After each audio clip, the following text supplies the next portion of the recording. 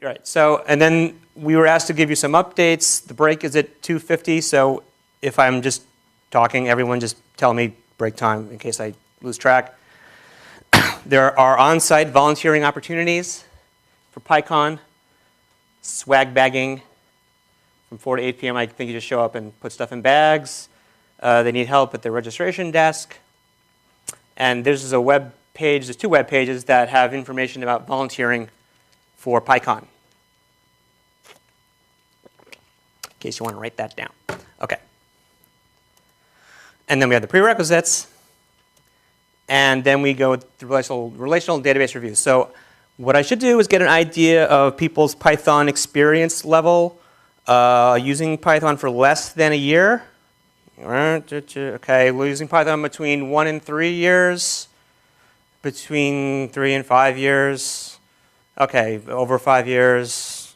So we see that's how it goes. We have every demographic represented. So I am absolutely positively sure to let someone down because it'll either be too easy or too hard.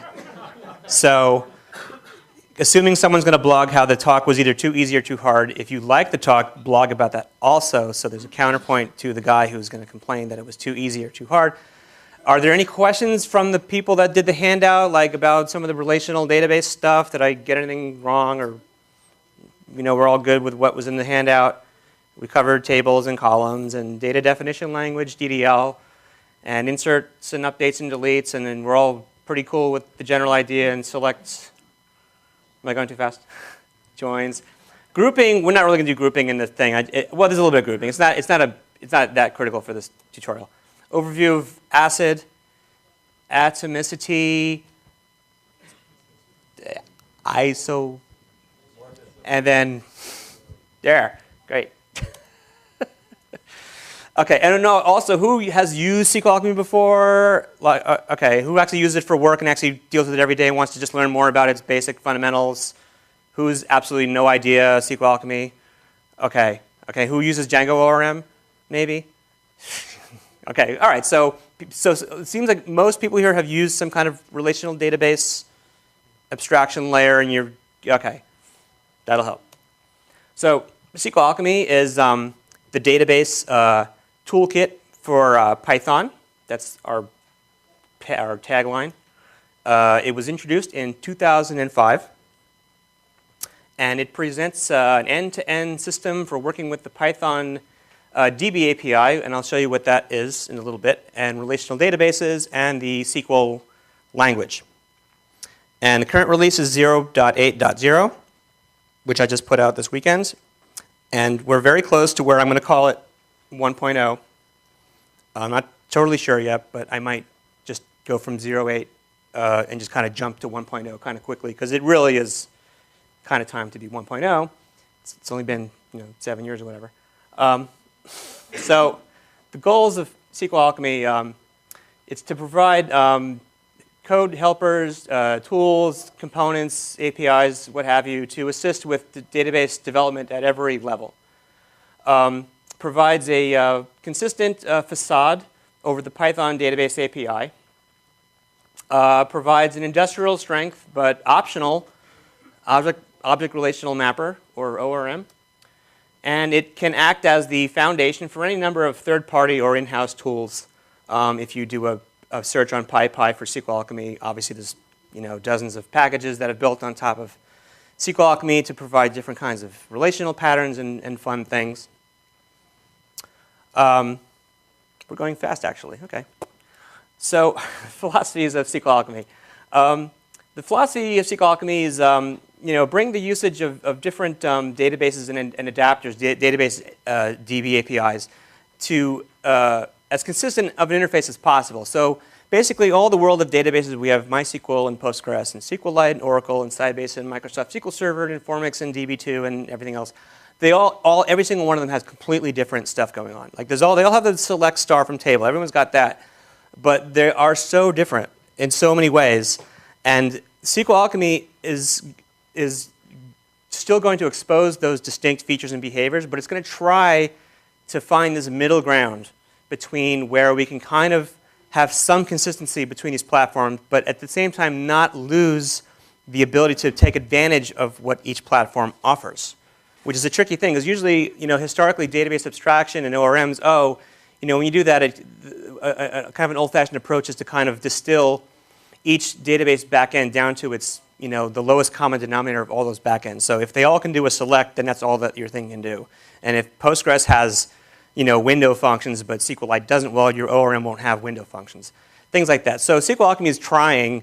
Everything about SQLAlchemy is kind of a middle ground. There's nothing. We're not all anything. We're middle ground all the way. Just try to walk that line between where we don't want to write completely different code for every database, but we want to still be able to do some things that are database specific. And it actually has a lot of techniques nowadays to really, like if two different databases do something totally differently, you can write your own little adapter that does the thing you need to do for both backends, and it'll look pretty transparent. So it's pretty cool for automating the work of talking to a relational database. It's a tool for automation. So it never hides the database or its concepts. Developers have to continue to know and think in SQL. The best way to write a SQLAlchemy query is to just know what the SQL query in your head would be, and you pretty much can write it in SQLAlchemy's language fairly straightforward once you're good at it. But instead of trying to hide anything, it just provides automation of the concept of talking to the database and DRI, which is don't repeat yourself. So the concept of don't repeat yourself. I like to say that a good application is maybe 80% dry, meaning if you have an application that's 100% dry, like nothing is repeated anywhere, it tends to be really rigid. Like if you need to add something new to your app, everything doesn't fit into your big giant system. So I say 80% dry, so there's a little bit of wiggle room for things. You don't quite. There's a little bit of repetition here and there, so that there's some flexibility. So SQLAlchemy is designed to help you to write the best database interaction layer that you can for your application. So it's really it's not a casual dip in the pool. It's kind of you need to get into what its philosophy is the best way to work with it. Allows expression of database and SQL tasks using declarative patterns. That's more of the ORM, and we'll see what that looks like after the break, actually, which will be the ORM. So I should say basically the way we're going to. Well, I'll show that in a second. This is an overview of SQLAlchemy. This picture is on the website. If you go to the documentation, there's an introduction page, and this is the same picture we've been showing for years. This is kind of a overall architectural view of what SQLAlchemy is. So, you start with your database. The cylinder symbol is the universal symbol for database. And then when you have your Python installed running on your SQLite library running, that's called the Python Database API, like PsychoPG2 for Postgres is a DB API. MySQL for Python. So we're not at SQLAlchemy yet. Then you go here. OK, so SQLAlchemy has this first layer called the dialect, which is code that knows the special things about your database API and the special things about your database. Connection pooling is kind of an optional but usually used feature that will maintain some connections so you can reconnect really quickly. And then those are revealed through an object called the engine, which we're going to see in a minute. So the engine is the most core unit of connecting to a database with SQLAlchemy. And then along with the engine are these components of the SQL expression language, which we're going to do as a whole section, and the schema representation library, which is also a whole section. And then all of that is part of a big thing called the SQLAlchemy core. And none of this has anything to do with object relational mapping whatsoever. So when you say using the SQLAlchemy, you could be totally here, and you're not using an ORM at all. You're using just the SQLAlchemy core.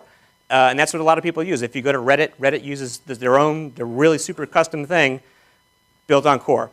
Now, ORM is a whole other thing. It's a whole topic of its own, and that builds on top of the core. So the ORM doesn't talk to the database directly. It goes through SQLAlchemy's core APIs to do what it does. Any curiosity questions so far? Or any? OK. Well, what I can do, actually, this one out here, I'll show you this slide, but most of the slides are not really going to be that low. Most of the stuff will be in the slide runner, so we shouldn't have too much of a problem. That's the bottom, if you can see it. Don't worry, we're not going to be in the slides for most of the thing. Some of it. So the core, here's the rundown I just basically gave. The engine is a registry which provides connectivity to a particular database server. The reason it's a registry means it's kind of this object in a computer or an application that just stores some common repository of information about something.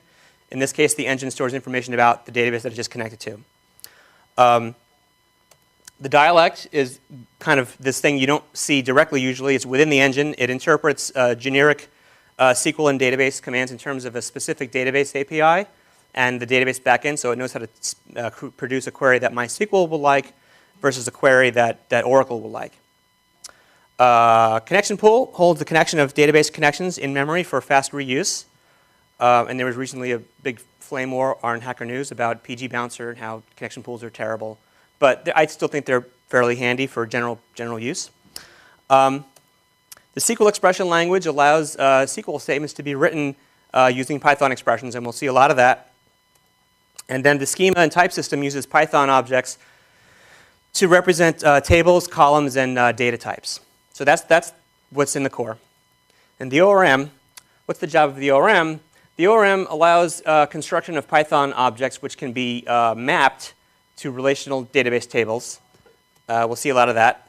It can transparently persist objects into like the state of a Python object into a database table using a pattern called the unit of work pattern. And that's all coming up.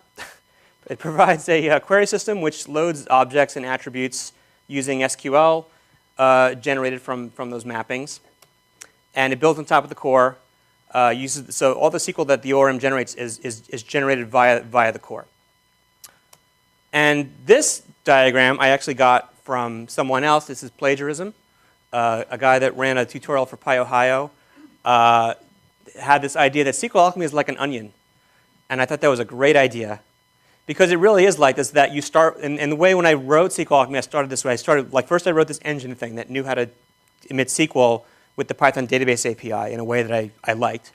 And then I wrote the system that talks about how tables in a database can be defined in Python objects. Then I wrote SQL expressions, and then object relational mapping was kind of on top of all that. So it's like an onion, and you can learn it from the inside out or the outside in. And I've kind of flip-flopped over the years as to should I teach the ORM first and show some quick success and then get into how it works later, or the other way from the inside. So this particular talk, which I had in the intro and on the website, so I'm sure you saw it, we're going to go from the inside out, which I think will be better because the engine stuff should be pretty simple. The metadata stuff should be fairly enlightening. The SQL expression stuff we're going to take until the break.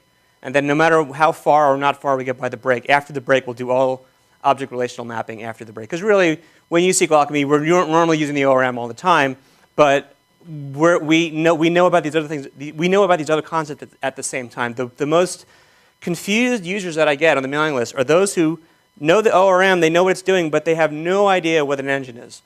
Those are the people who need, now they can learn new ORM patterns, but I have a really hard time explaining to them, well, there's this engine and it's kind of in the middle because they don't have that concept. So I'd like to get the concept across. And then as far as learning how to do fancy ORM stuff, hopefully you can go forth and, get more stuff. So this is the basic stuff. So there's also a color, I like to use color coding. So we have green, assuming everyone can see those colors as distinct, because some people can't see color. Green, blue, and orange, and red. So we'll see, so we start with level green, which is the engine, and right on time.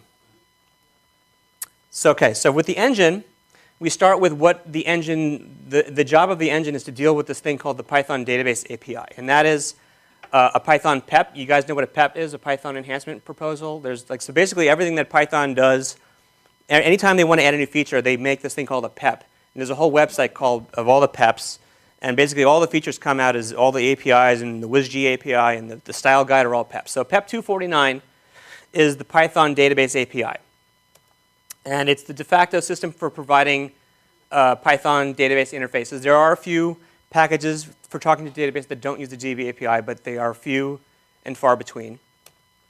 There are many DB API implementations available, and most databases have more than one. For MySQL, there's at least 7 or 8 DB APIs you can use.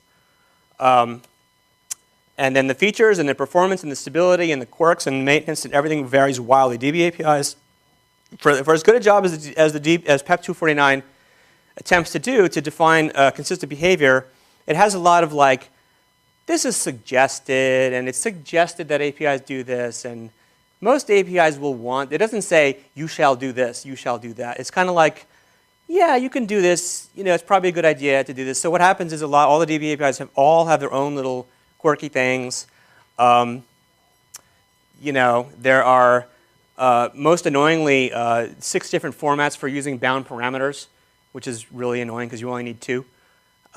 So what this code is, and I know that how far can people see almost to the bottom? You don't have to see the whole thing. It's just if you can see maybe to this part, you'll get the nutshell. So when you work, so this is an example of code using a database API known as PsychoPG2, which is an adapter for the Postgres database. And this is what it looks like. You make a connection. You connect, give it a username, password, and some information about where your database is, maybe a host name, which is not here. And then when you want to actually do something with results, you need to make a cursor. You say connection.cursor, and then we can use the cursor to execute some SQL. So we're doing a select from a table here. And that little emp ID symbol is a bound parameter, which means it's going to replace that number 5 into the statement. But we let the driver do that because different databases have different ways of substituting parameters.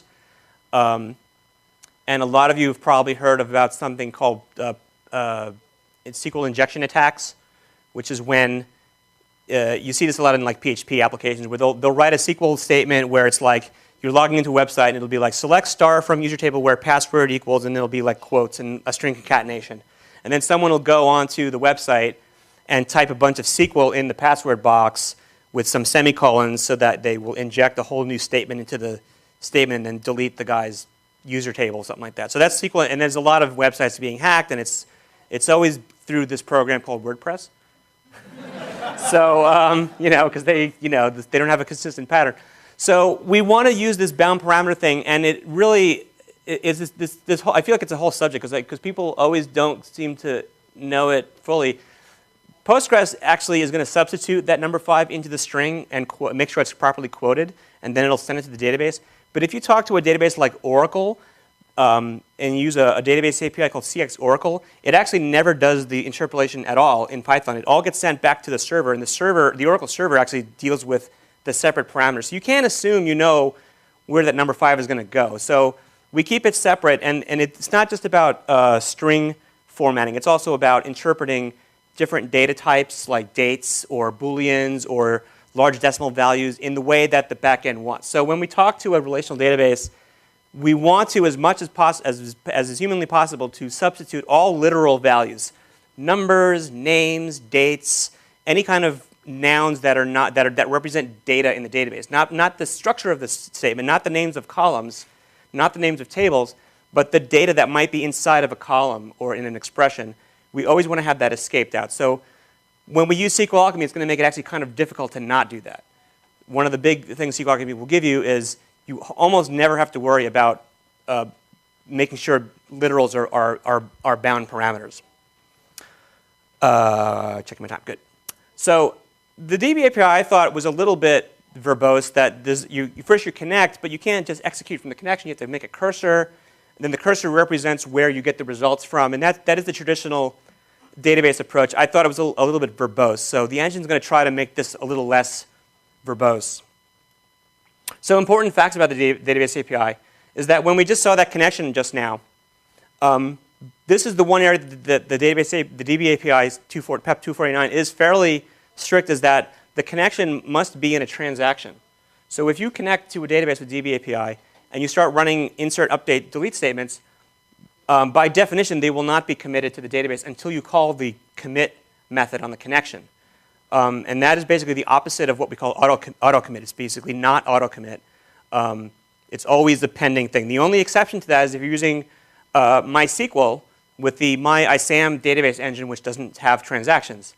So it's providing the database you have, which almost all of them support transactions, you will not be in auto-commit by default. And database API, a lot of them do have an auto-commit mode, but it's not a standard part of the spec. So SQLAlchemy does not build upon a database API level auto commit, it actually has its own auto commit, which we actually don't even use that often. So I'll show you that later.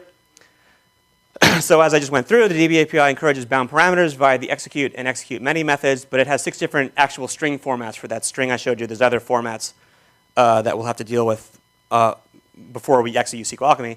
All DB APIs have inconsistencies regarding data types, primary key generation, custom database features, result cursor behavior, all kinds of stuff. It's really more varied than anyone could imagine. And I know there's a bullet that's too low for people, but it won't be too many. DB API has its own exception hierarchy, which SQLAlchemy exposes directly. Meaning if you try to connect with database API and the connection fails, it'll throw interface error or something like that. And if you try to do a statement that inserts a row with the same primary key, you'll get a integrity error. And these are errors that are defined by the database API. SQLAlchemy has its own version of those exceptions that it will wrap. And I don't want to go too far into that detail because it's kind of a minutiae detail. I don't know why I put it in the slide, but it's something to know. So SQLAlchemy, so far we're just doing the Python database. We're doing other things that already exist before SQLAlchemy. So the first layer in SQLAlchemy is known as the engine, which is the object that maintains the classical DB API interaction. The thing I just showed you was the classical DB API interaction. And with that, I would show you this. I would go to the first Python scripty thing, which means that for those of you who managed to get the thing installed, we would run the slide REPL command. Who's got slide REPL going? How many people have it going? Okay. So we do have some helpers if people want to. Is Ben? You're here, and Ben. Yeah. So if people want, does anybody want help while we're talking to get the slide installer? Anyone who doesn't? Okay. We have helpers in the back, and raise your hand, and they'll come by and try to help. So I'm going to run it with this flag -- pres, which will make it clear the screen, and you can do that too if you want. And if you don't run with the -- pres flag, it will just kind of roll down the screen, which might be easier for you to scroll up and see what's happened. So, and then I just started up, and the first thing it did, I didn't really start it yet. It ran a bunch of SQL just to kind of set up the very quick examples we're going to do for the engine. So the first slide is actually this. So here's the first slide. So, right, okay. So this is legible. The letters are big enough, and okay. So this is what it looks like. So now we're in Python, and we're going to actually do something with SQLAlchemy. We're going to create an engine. And it's the function we use is aptly called createEngine. So we import the function, and then we say engine equals createEngine, and then we pass it a URL. I'll show you some examples. And so what this URL is doing is it's creating a SQLite database called sum.db. It's creating it in the local file system. If we wanted to make a SQLite database at an absolute path, we would actually use 4/. That's how it would look. Just kind of a historical detail. If we wanted to connect to Postgres, the URL would look more like this. If I could type. This is the URL I type every day when people email me Postgres questions. I have this little test database that I use. So the normal format is the first part of the URL is kind of this keyword that identifies the kind of database you're going to talk to, and there's a default dialect. If you wanted to specifically talk with the PsychoPG2 database API, which is the default, you could say that. You could say that, Postgres for PsychoPG2. Then you have username, password, @ hostname / database name. Only SQLite, which doesn't use a host. SQLite it uses just local files. It doesn't use a server. So you just give it a file name. So SQLite is what we're doing here because most people here have SQLite installed as part of your Python build, and it's pretty easy to work with for demonstration purposes. So we have this engine object. And there it is, all right? And it's a Python object.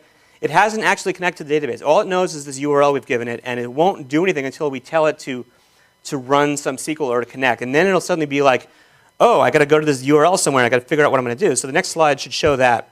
So this next slide is just showing the most handy convenience method of the engine is just a method called execute, where you pass it a string, And that string goes straight to the database API, as is. This is probably not, you probably don't remember this, but when I showed the DB API example with CycloPG2 earlier, there was a bound parameter which used the Python format with the %sign and parentheses and an S, and now this SQLite uses the colon name format. Because we're not at the level yet where SQLAlchemy is trying to help us with the bound parameters. This is just the low level, the engine's going to run a statement through the database API. And so you see I have this handy press return to run code. That's self-explanatory. It basically hasn't run the code yet, so it's not fetched. And if we look at the row, we just, like Reaper row, it looks like a tuple. It also acts like a dictionary. Is that too low on the screen? Can people see what just happened? Because it went kind of low. I can make the screen a little higher. It doesn't really need to be that low. So you can say row, and you can hand it, emp ID. It'll give you that. And then you can say row.emp ID. It'll give you the same thing. So it's kind of trying to be convenient, kind of like a, I'll give you the data as much as I can tell what you're asking for. When you get all the rows from a result, it closes itself automatically, which means it's going to release the DB API cursor underneath, and it'll release the connection that we have back to the connection pool. That will usually happen automatically. You can always say result.close if you want to. And if I say result fetch 1 at this point, it should give me an error. Yeah, because it says this result object is closed. So the result object is kind of like this active handle to a list of rows you got back from a SQL statement. So a result object can be iterated. So in Python, iteration means like for something in iterator, it'll naturally give you the rows back. So here we have select star from employee, and that's all the data in this little sample table I've created. Ed, Jack, Fred, primary keys. I can say fetch all, which will give me a list of all the rows. So same thing, but I can just get a list with the row object inside of it. Now, that's selecting. Does that make, that's pretty simple, right? Yeah. Quick question. Can you get the data out of a single row in the form of a dictionary? Yes, because actually what we just, here, let me try to, I could actually do that. If I get out of here, I can go this, and I can go to slide 8. I should be able to say, if I say that, and I say row equals result fetch 1. First of all, the row is kind of like a dictionary. So it really will act. There's the keys, and you really it acts enough like a dictionary that if you did say dict row, it should give you but it pretty much acts like a dictionary anyway, with extra stuff. Yeah. So if you really want to be completely dictionary, you could just say dict row and you'll get that. So yeah, it's pretty dictionary-like.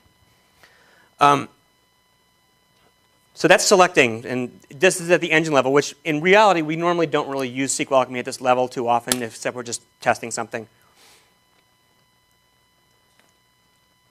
So when you do a statement like an insert, or an update statement, or a delete statement, SQLAlchemy will do something called auto-commit, because remember the DB API it doesn't auto-commit by default. Everything you do is in this transaction that stays there until you commit. So what we're doing here is we have this engine, which this will become clear as we go, has this connection pool. It's not really a connection. It's actually a pool of potential connections. So when you say the engines, tell it to execute a statement, it'll say, oh, let me connect to the database. Let me run your statement. Let me give you your results. And then let me close the connection and close it, or either put it back in the connection pool or close it fully. In the case that you ran a statement like an insert or an update or a delete or other statements with certain rules attached, it will also commit the transaction automatically because we didn't tell the engine that we want any kind of transactional scope. So in this case, you'll see it hang. My slide runner's hanging. Wow. This is so embarrassing. Okay. That's how we do that. Might be because let's do it the old-fashioned way. All right. Anyway, that didn't happen. So we ran the insert statement. So we insert a row into a table. And then you see in the SQL log, see, when you work with SQLAlchemy, especially in the beginning, it's all about watching the SQL it's doing. It's about getting to know what it's going to do based on what you told it. So when you run an insert or an update or delete at this level, it says, oh, well, because you didn't tell me about a transaction, I'm also going to commit it for you. It does auto commit. When you put strings in like this, it actually is parsing the string for the word insert, and normally that's not how it works. This is all exception case stuff. So that's how it works. That's how SQLAlchemy's auto commit works.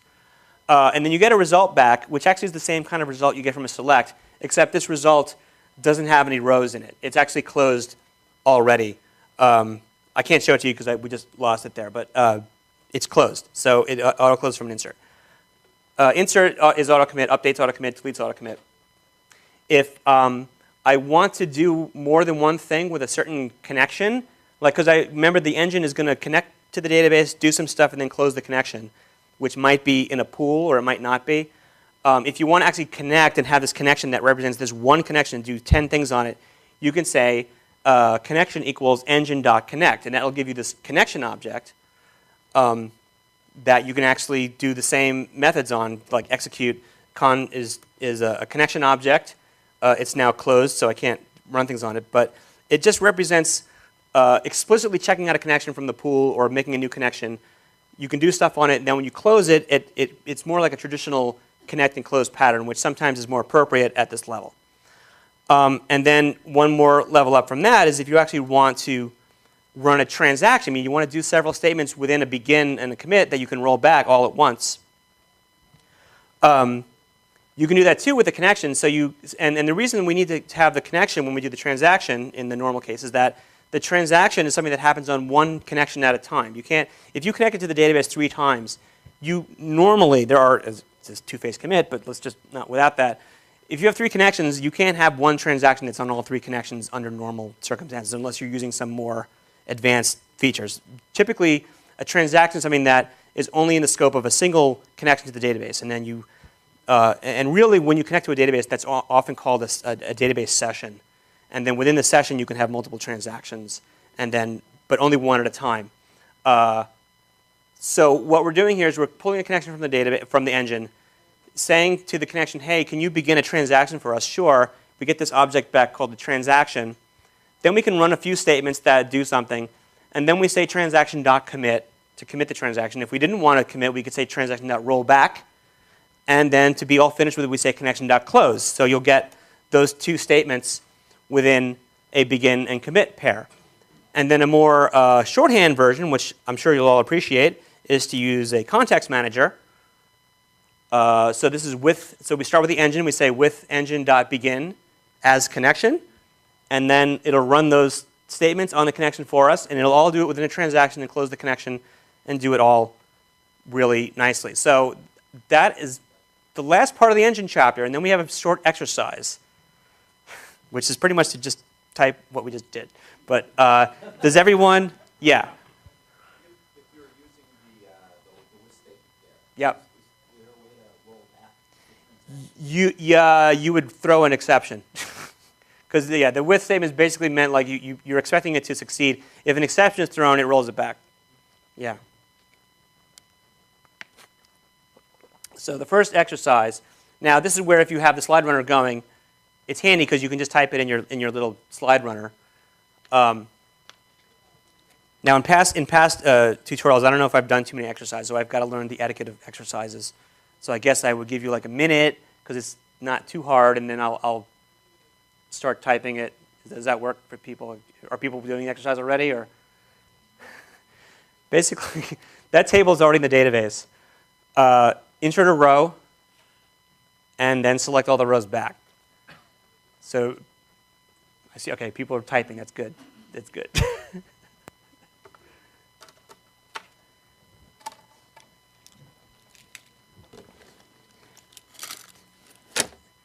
And this is where some people will be like, this is really too easy. Or some people would say, this is really too hard. He went too fast. No one's, okay, I'm looking for those nods like, yeah, too hard. Nah, it's too easy. Okay, and then 2 to 220 will be schema.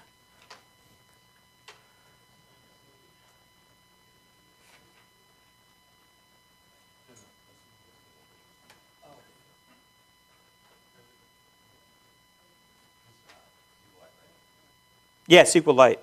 Yeah. I mean, this one you could just scroll up and But it's the practice. You know what it is? It's when you actually have to get to type it yourself. You kind of, I don't know. You kind of, yeah, it gets a little more. Yeah. Should I start typing, or am I giving it away? If I get to the end, then you didn't. All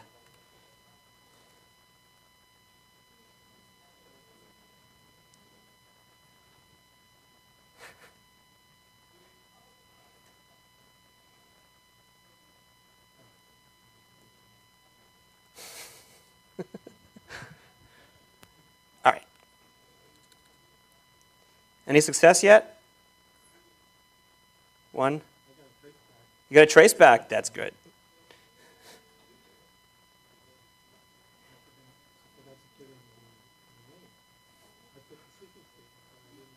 Yeah, yeah.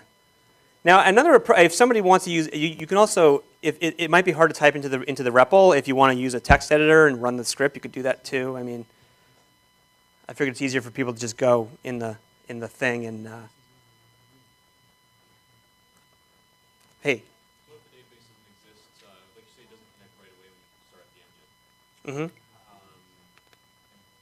So it'll fail later on when you actually try to run something. Or can you do them before something like? You can just say the engine not connect. Okay. Yeah. Everything about it, a lot of the libraries, the ORM, everything is lazy initializing. Yeah. So that's yeah. Okay. So you can do it up at the ORM level too. Yeah, the ORM. When you start using the ORM session, we'll show you. It doesn't do anything until you tell it to push. So you can make objects, and there's no database connectivity at all. So you won't. So yeah, some people are thrown off by that. That it won't. You don't know that your connection doesn't work until like there. In practice, it's not that big a deal. You just got to stack trace. But yeah, if you want to do a connect up front, you can do that. All right. So I'm gonna. It works. Okay. Great.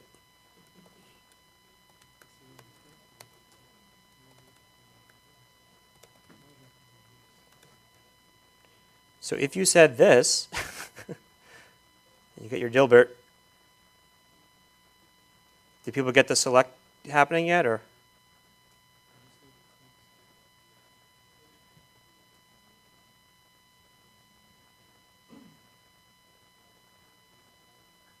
Okay, I'm gonna do. I'm just watching people who are looking up or not. So I'll do the next part because we'll go to the next thing and.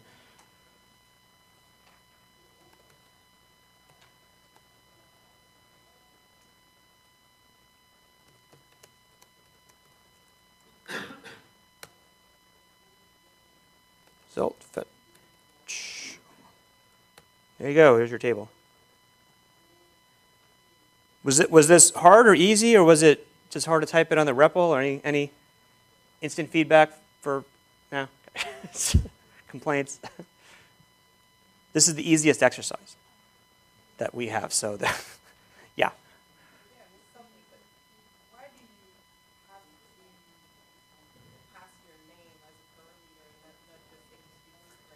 Okay? Well, you could do it that way. You could say, you could totally do this. You could say plus. You could say this just like old school. I can't even do it. The string. Like yeah. Sorry, I'm pretending there's a variable name. There's not. You know, in reality, if I was just doing this from a command line, I would actually do it that way. If I was just running a quick script on my command line.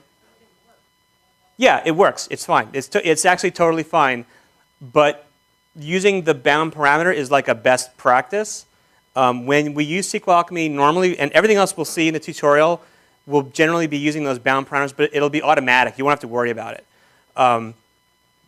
We use the bound parameters so that we allow the database library to deal with literal values in a safe way and a way that's properly typed. And the biggest reason you'll hear is to prevent what's called a SQL injection attack, which is where if someone on your website puts a malicious string that has its own SQL inside of it, and you just embed it in your string, they could, in theory, well, many times in practice, mess up your database maliciously. So that's one reason. There's other reasons too. There's reasons for efficiency. If you were running that insert statement 100 times, the database would see the exact same string with different values, and you can make a prepared statement out of it. There's a lot of reasons that using the literal value is important. But it does work without doing it. So it's totally fine either way, but when you're doing more serious programming, you want to always use bound parameters for more substantial bits of code. But yes, it's not required. And I will often do literal statements like that just for something quick and dirty. Okay, so, and that is the end of that slideshow. So that's the engine. You kind of have more of an idea of an engine than you did 10 minutes ago, right? Yeah. Good. So we get to the next section, and I can see how much time I have. So I went over that. Yeah, see, I went over time. Okay, so we're now going to go a little faster. Engine facts. Engine executing via the engine directly, when we said engine.execute, is called connectionless execution, which the engine makes a connection, does something, and then disconnects for us. And then when we use the connection object, we call that explicit execution. We control the span of a connection in use. And then the engine, usually uses a connection pool, which means that disconnecting often means that the connection, the actual TCP connection to the database or the file in the case of SQLite, is just returned to the pool. It's still in memory in your Python application. And in SQL, the string we send to engine execute is not modified. It's consumed by the database API as is. So if the database API has quirks like different bound parameter formats or escaping, engine execute will not help you with those. Everything else in SQLAlchemy will help you with that, but at this level, it won't help you. So it's more of a direct line to the database, as you'll get. All right, so that's level 1 of the onion. So level 2 of the onion is metadata, table metadata, and reflection in DDL. And now we'll see much more interesting things happening already. So what is metadata? Popularized by Martin Fowler, who wrote this book called Patterns of Enterprise Architecture. And it's a book that I read before I did SQLAlchemy because I knew a little bit what I wanted to do, but I read that book to get much more of an idea of what I wanted to do. It's a good book. Metadata is about describing the structure of a database schema, tables and columns, and the constraints and the types in terms of objects in your programming language. So in this case, it's data structures in Python. And once you have this data structure in Python that describes what a schema looks like, whether or not that schema actually exists, you can use that structure as the basis for generating a database schema, and also for doing object relational mapping, generate to a schema. And you can also create a metadata structure from an existing database. In SQLAlchemy, we call that reflection. It could be called the introspection. So it's kind of like when you want to talk about the schema of a database, but you want that representation to be in Python, it's universally handy to have this basically data in your program that actually describes the shape of the tables that store data, which is why it's meta, because meta is always about describing the thing that is, or something like that. It's meta. It's out there. It's like, wow, meta. Data about data. Anyway. Oh, we're back to the slides. So then we go to the next slide. 2. So metadata. So when we get to the first slide, metadata, we see what SQLAlchemy metadata looks like. And we see the imports at the top. And what time do I need to go to? That's not going to happen. Okay, we're going to go to 2:30 for this. All right. So schema, we deal with, yeah. Did someone raise their hand? Someone's just making fun of me. Okay. What's that? Funny ears. Okay, so metadata, table, column, integer, string. So these are objects that describe those things in the database. And then we have this structure called table. And so we create a new table object. We give it a name. The table object is going to be present in this collection of metadata, which is about table metadata. So the metadata object is a collection of tables. So it represents any number of tables, usually like for a single schema, but it could be for multiple schemas or part of a schema. It has 3 columns, ID, name, and full name. And then you can see the ID column is an integer column, the name is a string, and the full name is a string. Now the way table metadata in SQLAlchemy the reason it looks this way is that it's supposed to resemble a create table statement in SQL, right? Because we've all said create table, or many of us said create table foo, ID, integer, primary key, name, varchar 200. This is designed to look like that. So the people that know that love this object, and the people that don't know that are like, why is this so hard to type?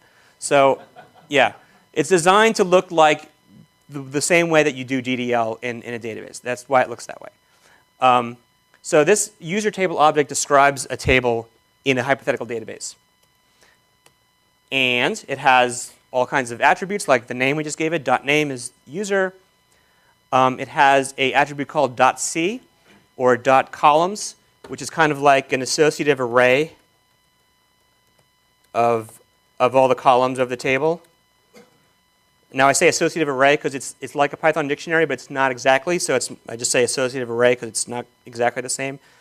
So you can access the different columns off, like name and ID. Those are the columns. It's a bit like a Python dictionary, but not really. So it can list out the columns that it refers to. Each column, so if we say, name call equals user table C name, name call is this column object, that has a type and a name and a parent table. So it's kind of like an XML DOM. You know, we use the DOM in XML. It's a little like a traversable structure where you can go up and down describing this table. The table object has this thing called a primary key constraint. This is an object that tells us what columns comprise the primary key. It has other collections of foreign key constraints, stuff like that. And then the table object is at the core of the SQL expression language, which we'll do later, where we could say like usertable.select gives us this construct that produces a select statement. So we'll see how once we have table metadata, we can produce any SQL string using the table metadata elements as the components of the SQL statement. So when we have table and metadata, we can create a new schema. So here, whereas the first example, there were these tables that kind of magically appeared when you first ran the script, this time we'll actually show how to create tables in a schema. We make a SQLite engine, and we didn't give it a file name. And SQLite has this handy feature called an in-memory database, which means it won't exist in the file system at all. It'll just be this little local database, bless you, in memory.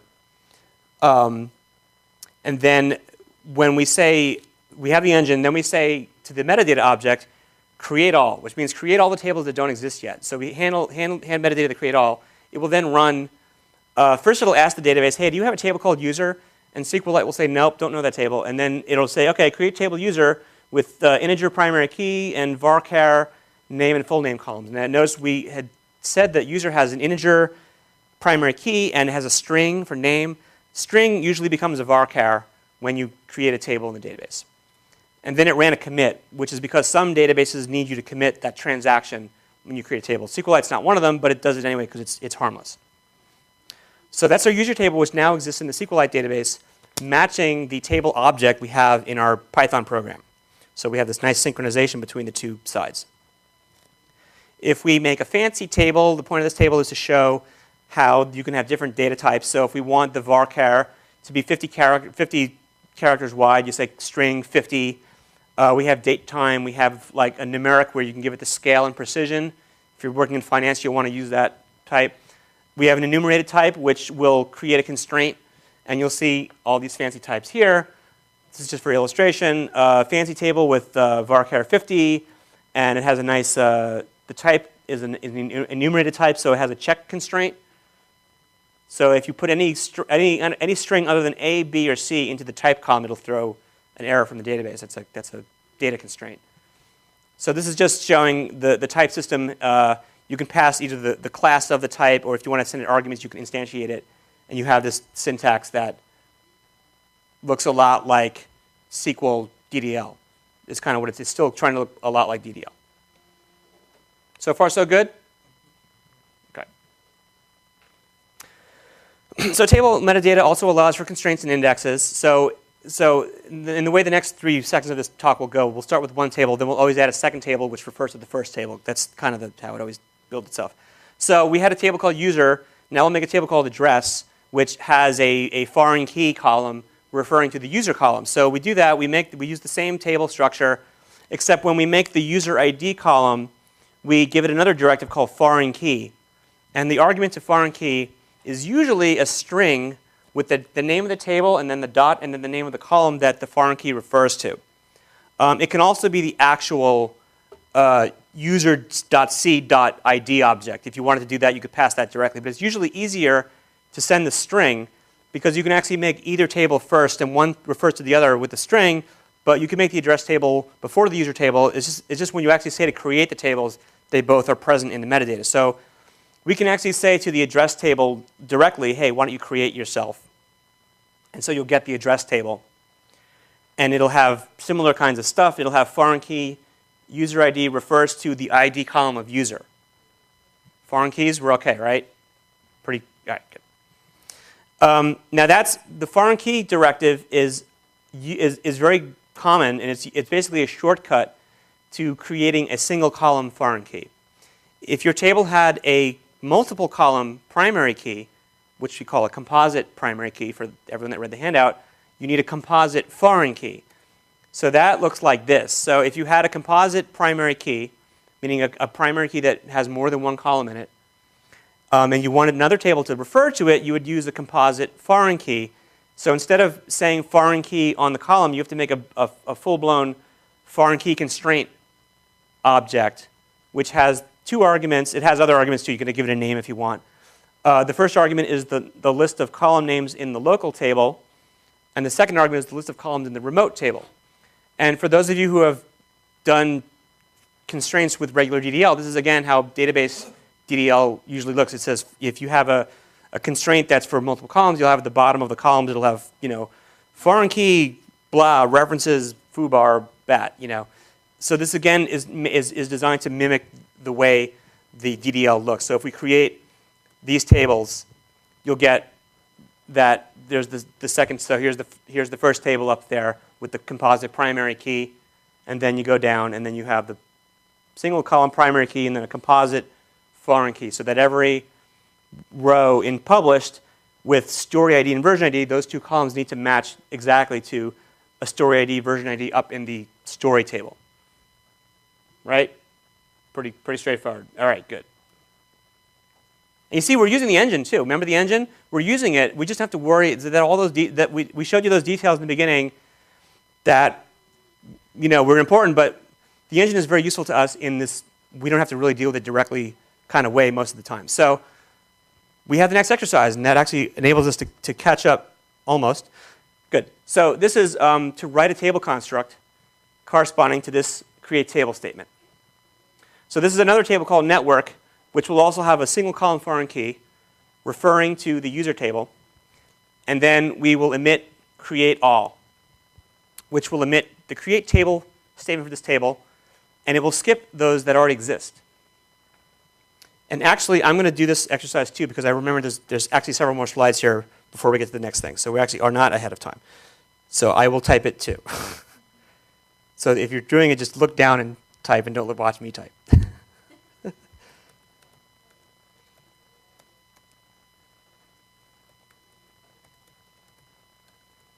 See me doing my typos.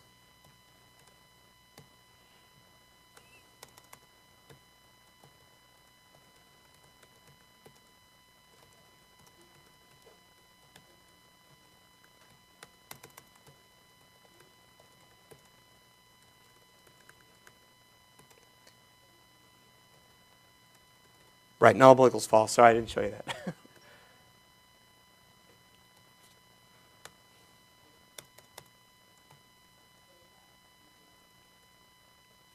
Anyone? Next word?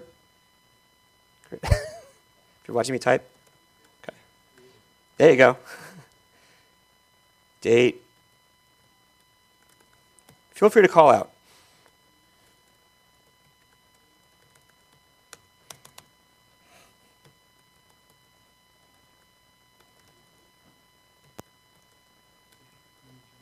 Yeah.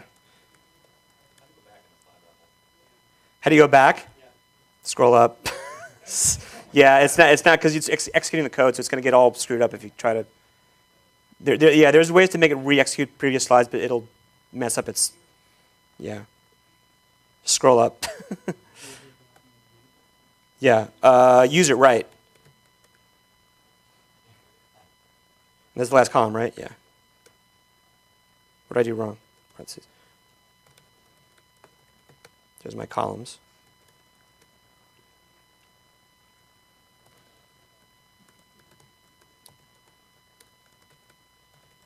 So when you do a create all, you'll see what's handy here is it'll break, so it'll do, because I put the wrong thing here. Sorry, engine.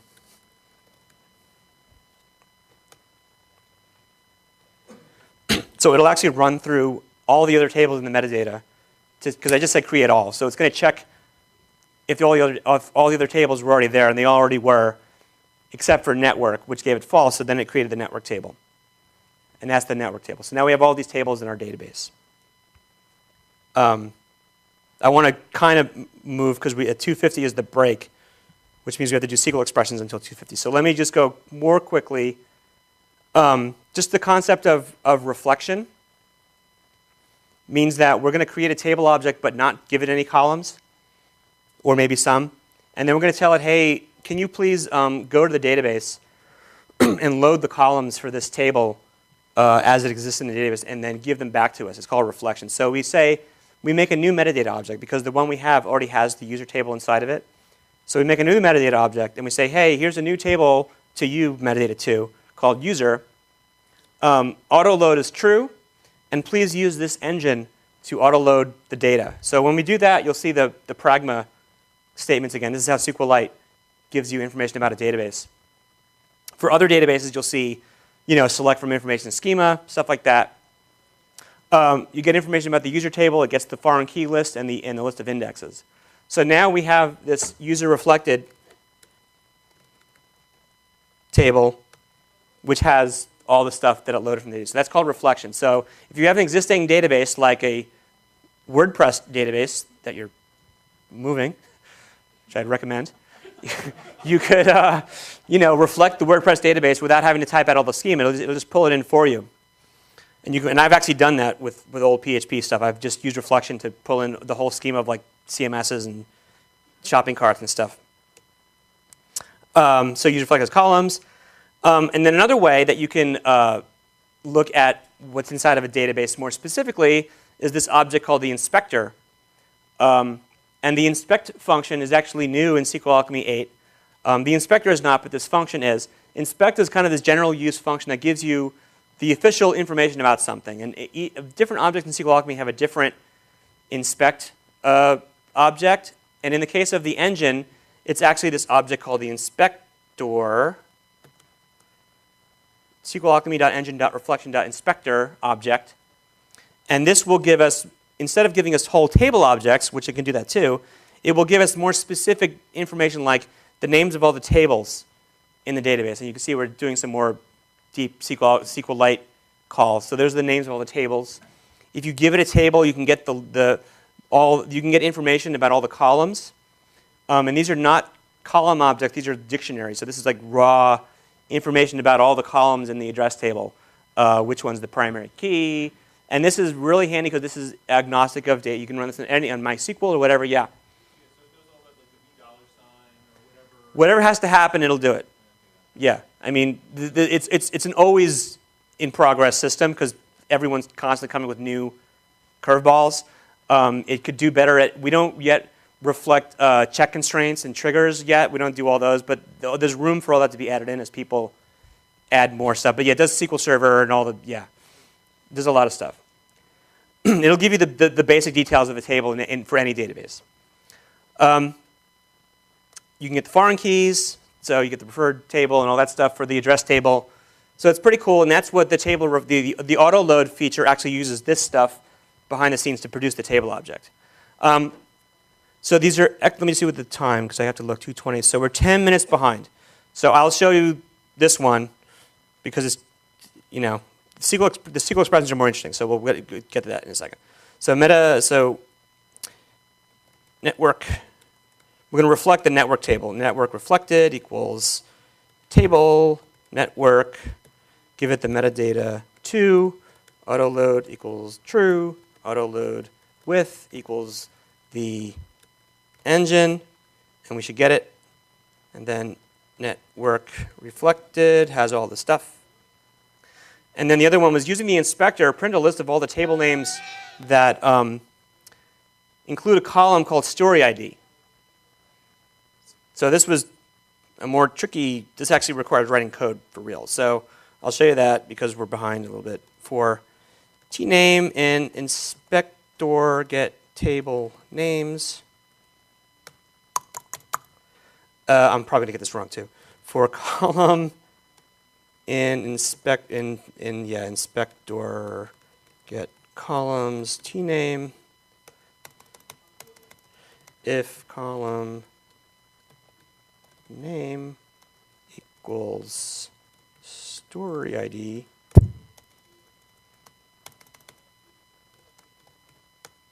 Hooray.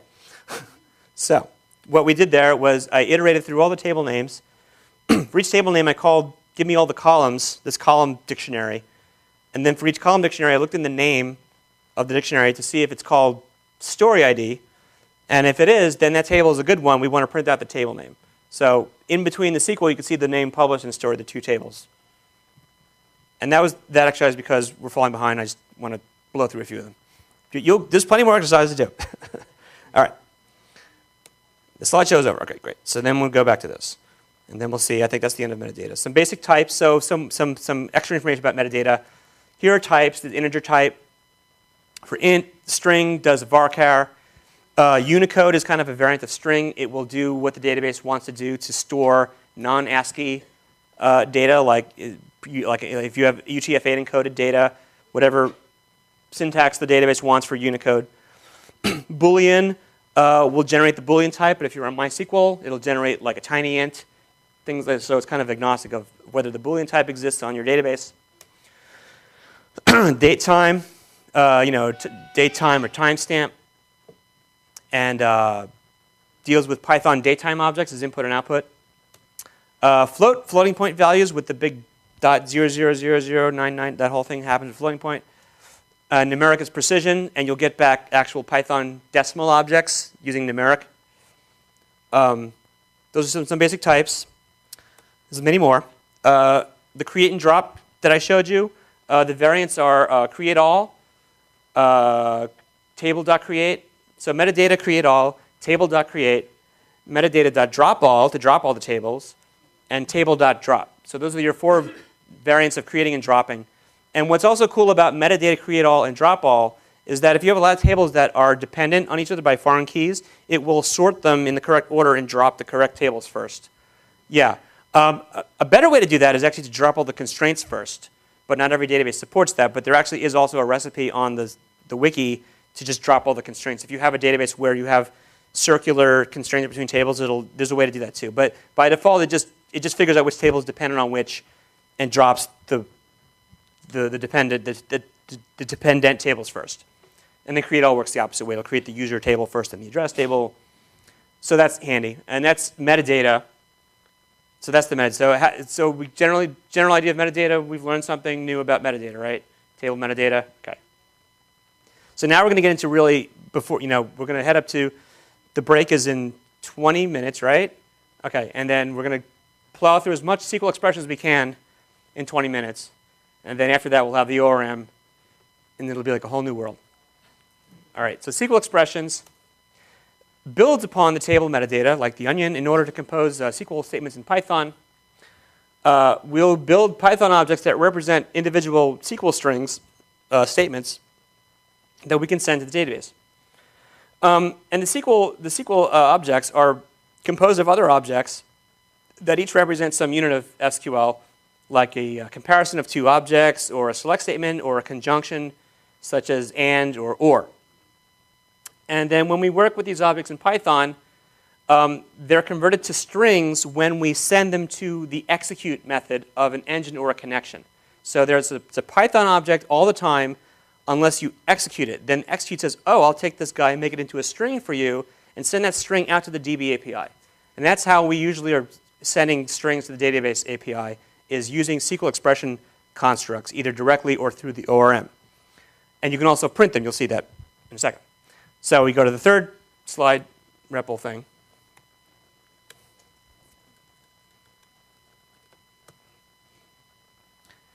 So the third slide REPL thing starts with the same exact table that we just had, because we're just going to stick, you'll get to know these three columns pretty well, so they'll be familiar.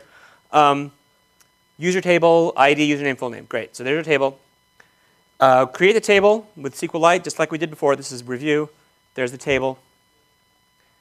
And then, as we saw before, we have a column called username. Maybe it was called name before. I may change the name. Username this time. Usertable.c.username is the column object. It's actually a Python object called the username column. And what we can do is this weird thing where if we take that column object and then we compare it using the Python double equals operator to the word ed, for some reason we're not getting true or false. Like this is Python. So if we say 4 equals 5, we get false. If we say ed equals ed, we get true. When you do a double equals in Python, you're going to get false or true, unless you do something in Python which is to override this magic method called EQ, which you don't have to know that really, but I'm just showing you what it's doing. Is that in Python you can overload most of the operators to do something else.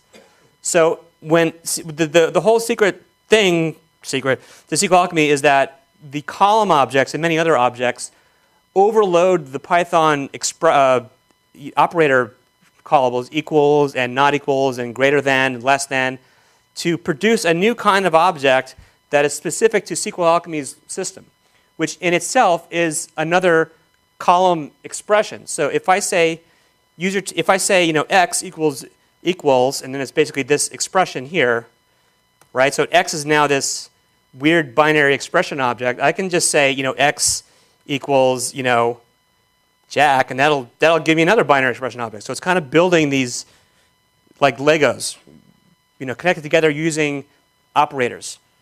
So it's an expression system. It's basically like the operand operator in the middle. Every people might have built in their college programming courses little calculator applications like postfix or infix or whatever that stuff we did. So we have this new object that is part of a class of types called column element. If I do the MRO, you can see the hierarchy of SQLAlchemy binary expression column element. So column element is the base class of things that have like overloaded equals and Python operators and can be used as little atoms in a SQL statement. And this is more deep than most people even go. I'm just showing you what it looks like from my perspective. So when you take one of these little binary column expression things and you call string on it, you get a SQL string. And interestingly enough, the name ed has vanished. We get the string which says user with quotes because the database is a reserved word for user, dot username equals, and then we get this bound parameter username1. So ed, actually, the string ed kind of vanished, but it's in there. So this is what I was saying before. It's very hard to not use bound parameters with SQLAlchemy because we didn't have to do anything. We just said, hey, the user column, compared to the string ed, and it became a bound parameter for us. So that's the string, and we'll see a little more of that in a second. You can combine these column elements with other ones using conjunctions. Like you can use the Python pipe operator, which is actually normally for a binary OR operation. It'll do an OR of two, a bitwise OR of two numbers. We overload that to produce an OR conjunction. And there's another way to do that, which is to use, and I actually prefer this way, I think it's more explicit. We use these two functions called and OR to produce conjunctions, right? Conjunctions are when you say x and y and z or b or q. Those are conjunctions, right? So in this case, we have 3 column comparisons embedded within 2 conjunction functions, and that rhymes. It's too cool. So yeah, so you can see the nesting we did here. We have this SQLAlchemy expression, which is user full name equals Ed Jones and username equals Ed or username equals Jack. And then you see when you print it, you get the same thing, except all the Ed Jones, Ed Jack, which as far as we're concerned, could be injected SQL vulnerabilities have been hidden away temporarily. So this is what the expression language looks like a lot of the time, is this kind of thing, producing these conjunctions and comparisons and other kinds of expressions. You can do comparison operators like greater than, less than. You can do is null. If you compare to the none constant, you'll get is null. If you were to say, as you might expect, not equals none, you get is not null. There's also an is none if you want that. You can do that too. That's a little more recent. Somebody wanted that. Okay, and then interesting here is the plus sign, the addition operator. If you take like the integer ID column of user table and say ID plus 5, that's a math expression, right? 2 plus 1 plus 1 equals 2. ID plus 5, and you get a plus sign. But if I do the plus sign against the string, I get a different expression with a concatenation operator. And what this is attempting to reveal is that the behavior of an operator also has to depend upon the types that you're dealing with. So SQLAlchemy will deal with the fact that the type is different. And this is especially cool with some of the newer types we have, like we have support for Postgres array types and Postgres HStore types, and we have all kinds of fancy operators to compare arrays and concatenate arrays and do weird key value things with HStores. And we do it mostly with Python operators and some special operators, and it's pretty cool. So the operating system is pretty powerful. It's come a long way. This is what in looks like. If you want to say some column in this collection, so we want to say all the rows where the username is either Wendy or Mary or Ed, we could do an in, pass it a list of possible values. This is an example of if we have this same expression, the object expression, if we run it against different backends. This is an example of how to actually compile that string against the MySQL backend. We get the %s bound parameter format and user.username without the quotes. If we run it against the Postgres dialect, we get the user string is quoted. We get a different bound parameter format. So that's what the expression language is doing for us. Because even for something as simple as x equals y, the two different DB APIs want something different. That's how annoying the DB API is. But it's kind of the fact that the word user is quoted on Postgres and not on MySQL. We no longer have to worry about those things because the expression language will take care of those things for us. We don't have to use the expression language for it. We can still run a SQL query, but what's handy is that we can do it in Python. It's an object that we can more easily reason about. We can look at its structure, and it will automatically generate the correct SQL on the target backend. So that's why it's handy. So what happened to that word Ed? We said username equals Ed or username equals Wendy. Where did it go? Well, it's actually in there, and this is one way to see where it is, which is so the expression is this thing, and as we saw before, it's this string. It actually has, if we say to it, hey, compile it, it produces this object called a compiled object, which means it's the string form against a default database backend. That object has this method, this accessor called params. So if I say expression.compile, as I'm just saying up there anyway, it's the same thing. Params. So those are the bound parameters. So you can print. So when you print the expression, you see :username_1. The actual value for that is embedded in the object in the params structure. And if you want to see it more directly, when we say expression, it's a binary expression. This is totally deeper than most people go with SQLAlchemy. So this is good stuff here, because most people don't care about this, but I'm up here showing you. So when you have an infix expression, right? Operand, operator, right? It's got a left, a right, and a middle. Okay. So the binary expression means it's one of those infix expressions. It means it's got two sides to it. So expression has left side, which is the column. Expression has right side, which is this bind parameter object, which you can see has an anonymous symbol, and also the word ed is in there. That's the right side. And it has an operator, or I call it op. Yeah, it's eq. It's the built-in function eq, which is actually a Python built-in.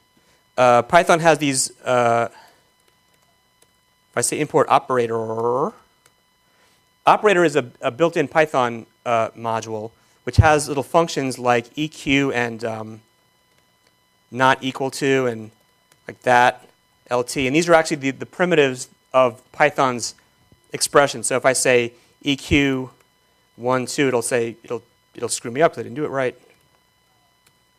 Operator, get false, 1, oop.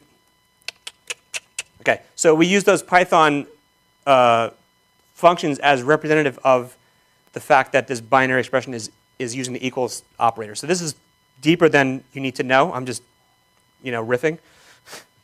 All right, so that's that. You know all about that now. Is that actually used? What? The equals operator? It actually, it's not, okay, so it's used in the basic way as a symbol that is like a constant referring to the equals operation. But if you have, it actually does get used if you keep calling upon a column that I'd have to look up in code, but it does get used in some ways. There are certain, like if you say, some of the other operators will call upon the function, then call back to the, I can't explain it that easily, I'd have to show you. And I'd have to go in the code and remember. But it does call through them in a little way. But it's generally like a constant, because the operator EQ function is a fixed part of Python. So we have some other functions that are also local to SQLAlchemy, like the in op, the in, the contains operator. Anyway, so yeah, it does use it, but it's mostly as a symbol, as far as how you think about it on the outside. But people don't even think, you don't even have to worry about that. It's just if you just do that kind of thing, it's kind of done for you. It's okay. So when we have this thing and we actually do a select statement, and then we actually run the statement through the engine, you'll see it pulls out that it'll run the bound parameter, which you see as a question mark now because we're against SQLite, which has another bound parameter format called positional, and it'll pull out the word ed and use that as the parameter for the question mark there. So this is the expression language in action doing a select statement, and we'll see some more selects in a minute. Okay, so then we're up to exercise already. Okay, so we're at 2:47, which means I took way too long. So, right, because we want to have the break at 2:50, right? Okay, so let me blow through a few more, and this is just more of what we just did, because we're going to do the ORM after the break, basically. This is an insert construct, so we can do an insert from a user table. We can get the last inserted ID. We can run multiple rows in at once more efficiently using the execute many format, which we say an insert, and we give it a list of rows. This part I'm going too fast, just because we're not going to have time to go into it, but you can review it later since you have the software. Run some rows in. This is what the select. This is the select construct. Select username and full name from the user table where username equals ed, and it'll run that. You can select all the columns by passing the user table object to the select const function. You can do a where clause. So you see these select statements, they look kind of like SQL a little bit, right? Select table, where. When we do the ORM, the ORM looks a lot like this, so we're going to do this all over again anyway with the ORM, but this is the core version of SQL. Select statements, you can put multiple where clauses will be joined together with and. Order by, select order by username. And then more exercises that we're not going to do, you can do them at home. Joins. We're going to see this all again in the ORM. So we're going to create the address table again here, put some rows in the database, and then we can actually join from the user table to the address table. Yeah, this is too much to go through this fast, but does it help to actually see a quick version of it at least? It's kind of fun to watch. Okay, because I know I'm going too fast. If you don't give it the on clause, it knows that there's a foreign key between the two tables, so it'll join them. Select from a join, select from. And then this is how to use subqueries. So we've gone too fast. One more minute, 2:49. One more minute. Subquery against address. This is a subquery. This is some group by. So this is where I was really ambitious, hoping that we would get this far. But I talked too long about the the equal sign. But you can see it's kind of a pattern here, right? You select in table, where clause, group by. You can then build bigger building blocks from a subquery. We'll do this again with the ORM too. It'll be the similar thing. So that's a select statement. Scalar selects. It's just so much detail. Scalar selects. A scalar select is when you select as one row and column, and you want to use like a correlated subquery. You can do all that. And then if you want to run an update with a where clause or an update with an expression, delete statement, and more exercise that you can do at home. All right, so 250. So why don't we do the break? I said to myself, I'm going to do as much as I can of the SQL thing, and then we have to do ORM because ORM is more interesting than all this. So, am I ready to go? Your minute is good? Okay. Everybody here? Great. So we're at the outermost layer of the onion. We've surpassed the edge of the solar system. And we have until 4:40 to get as much of this out as possible. And this time we do have more slides because I want to go over object relational mapping and what it means, the process of associating object-oriented classes with database tables. We refer to the set of classes, the objects in your Python world, as the domain model. So the most basic task of the ORM, and everyone knows this, is to translate between a domain object and a table row, and to answer your wife's text later. Okay, so domain object, application, object.save to the database, to your table row, class, this is just hypothetical, class.load your row into your object. Okay, that's that.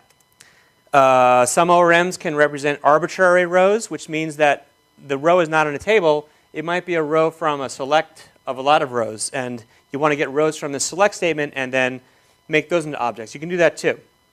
A little less common of a use case. What most ORMs do is to represent three basic compositions, which are when we are composing together multiple tables to form some kind, or multiple rows to form some more elaborate structure. So here this diagram is attempting to illustrate parent object with a collection of child objects. We call that a one-to-many collection because there's one parent for many child objects. Each child object has one parent, many to one. The relational database represents that as a foreign key between usually two tables. So rows in table 2 have a foreign key referring to a row in table 1. So table 1 has the primary key, parent, and then the foreign key is in the related table. So from primary key to foreign key will be one to many, and from foreign key back to primary key is many to one. So the ORMs, all of them, most of them do this. Django ORM, they all do it. They mediate this relationship and make it look like a Python collection on the other side. So this is the big thing that ORMs do, is one to many and many to one collections. And there's another one called many to many, which I think is not even in this talk. It's in the website. We can look at it some other time. What else does ORM do? Other things ORMs do. Provide a means of querying the database in terms of the domain model structure, and we'll hopefully see a bunch of that. Some can represent class inheritance hierarchies using a variety of schemes. Some can handle sharding of data, storing a domain model across multiple schemas or databases. They provide various patterns for concurrency, including row versioning. And the reason row versioning is for concurrency is that if you load a row and it's version 12, and then some other things happen with that row elsewhere, and then you try to emit an update for row 12, it might go to the database and be like, hey, this row is actually version 14 now. Something else has happened concurrently so that your version of the row is stale. So that's one pattern for concurrency. There's other patterns.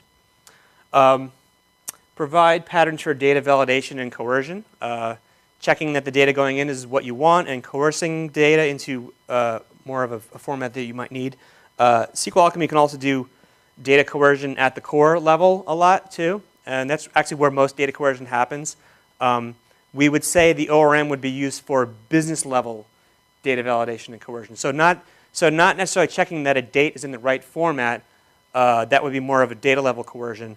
Business level coercion would be checking that the date is between Tuesday and Thursday on this month because that's what the client wants. That would be more of a ORM level. So you can see at the ORM level, we're talking about domain models and business rules and things to do with the thing you're trying to model, not as much the nuts and bolts of what you're trying of the data itself, not as much data formats.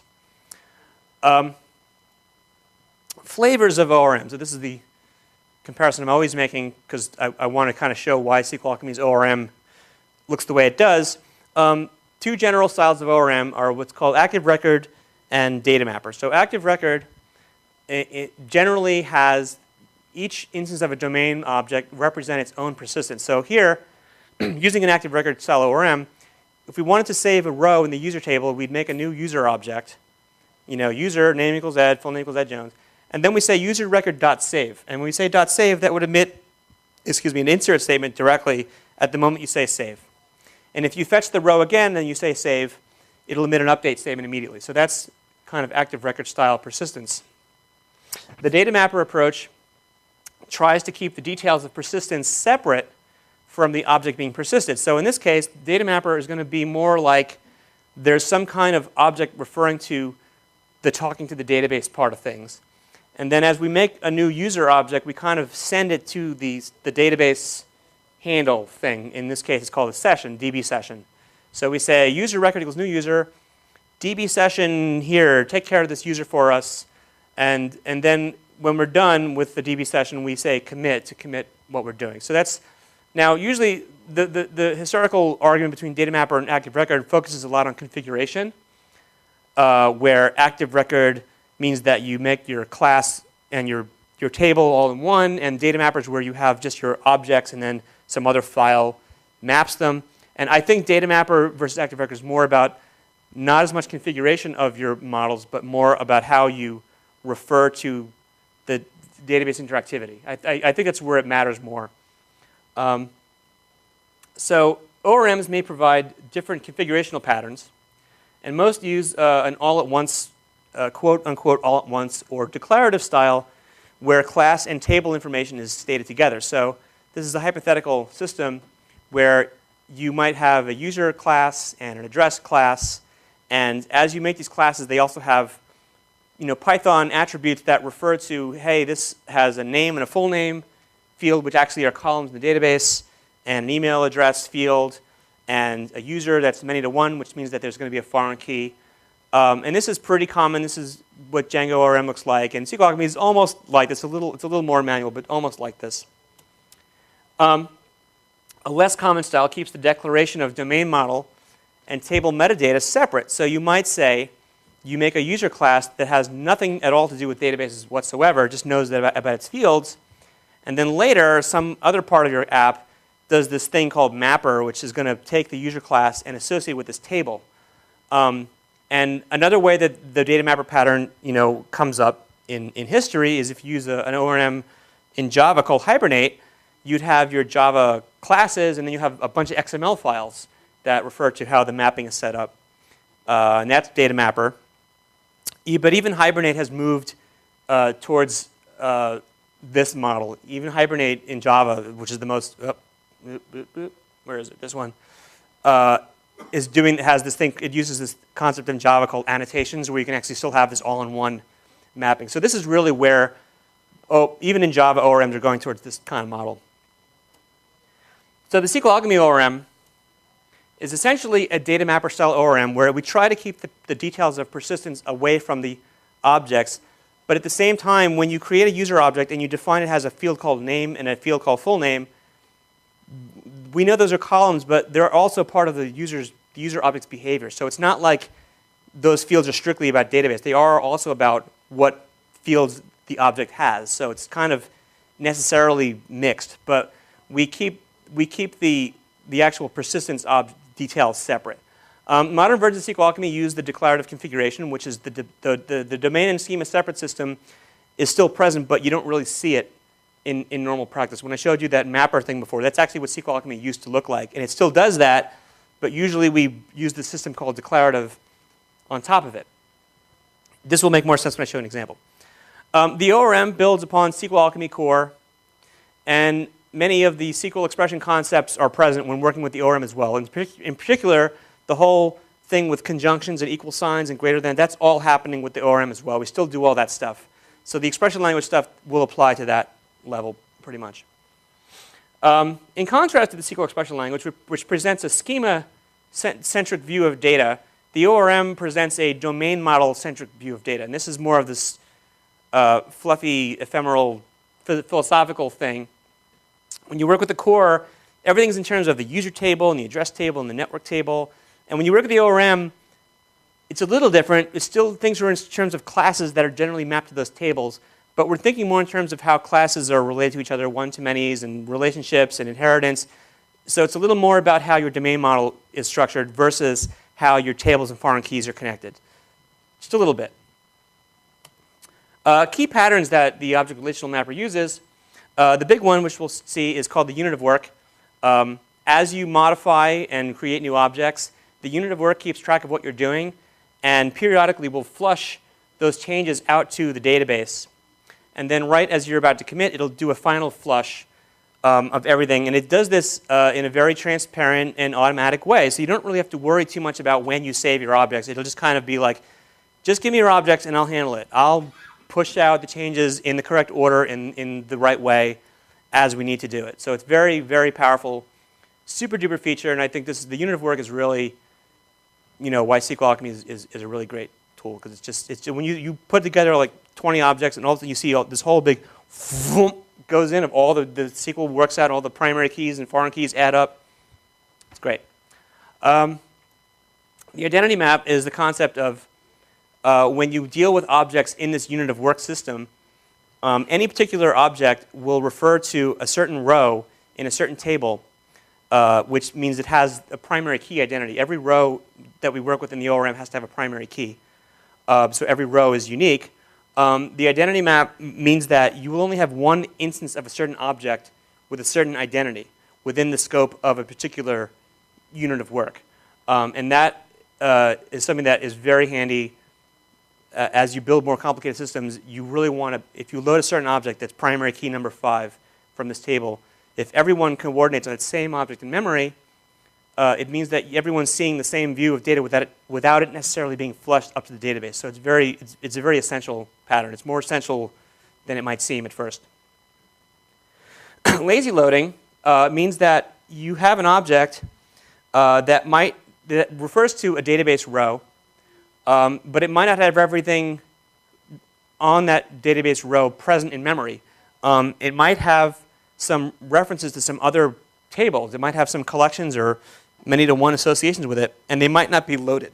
But then when you ask the object for this particular attribute, it will, at the moment you touch the attribute in Python, emit a query behind the scenes to load the additional information that you've asked it for. So if you had user has a .addresses collection, and you loaded the user from the database, it's not going to take all the time to go load the addresses collection as well, because that would be more work to do. When you say user.addresses, it'll be like, oh, you want the addresses also. Let me go back to the database and query the address table for those other rows that refer to me as their parent. And that's called a lazy load. It's kind of like a load as you touch an attribute. Okay. And eager loading is when lazy loading is letting you down. You can tell a query, hey, give me all these user objects, and also query for all their address collections at the same time. And eager loading is something that we need to do with ORMs because we need to know ahead of time, in very many cases, what data we really need to get. And this is where you get that so-called object relational impedance mismatch, where you say that domain models and objects don't really match relational databases. This lazy loading, eager loading thing is where that mostly happens, because people will complain that the ORM emitted hundreds of queries when I didn't want to. And it really means to go around that, it's a totally solved problem, in my opinion, but you need to know sometimes up front which tables you really want to go get. And you have to tell it up front, hey, get me the users and the addresses and these other related things and do it in this way. and give them back to me. So it's kind of like an optimization, but it's pretty good. Yeah. Is there a way to tell from a query object whether it needs to go out and do another load, if it needs to do a lazy load, or if it's got it right there available? Okay, well, first of all, there would be some attribute that you'd be curious about, right? Yeah, there is, but it's not a simple, I could add a method to do that. I mean, it could be done, yeah. It's not simple right now. You'd have to dig inside the query and look at the options. But yeah, I mean, you know, it's doable. It's not an API method, but yeah, you could. I mean, but the thing about eager loading is that generally, it's not you're kind of writing a query that you know will be used in a certain way. So you kind of, yeah. Like I would say you shouldn't need to do that, but you know. Like basically if I don't need to do it, I'm probably doing things differently than how you're doing it, but that's, you know. Yeah, no, no, I don't know. I don't really know, because what happens is someday I'll actually need to do that. And be like, that guy was right. Now I need it too, because that totally happens all the time. So I wouldn't say you're doing it wrong. Because I add features all the time that like migrations. I didn't think anyone needed migrations until I needed them. So I wrote a migrations tool. Now migrations are great. And for years I told people they suck. So don't, seriously. That's why I want, you know, just give me your use cases so I can learn more. Yeah. Method chaining, you'll see a lot of that. Method chaining is when you compose a query using several method calls in a row. You'll say like query dot select these tables dot where this dot where that. We saw that with the select little before. It means you're chaining a bunch of methods. Each method returns the object to you, so that actually a copy of it. It depends on how it works, but ours does a copy. You get a copy back, and then you call successive method calls, and the methods are chained to produce a final set of object state. You know, in classical object-oriented programming, you have the constructor, which has new constructor with this stuff, and then you say object.setName x and set this, that. Method chaining is the same idea, sort of, but you're kind of doing more of a line of method calls in a row where they return the object with more stuff each time. And we just use it because it kind of reads nicely. And then we go to the ORM walkthrough. Okay.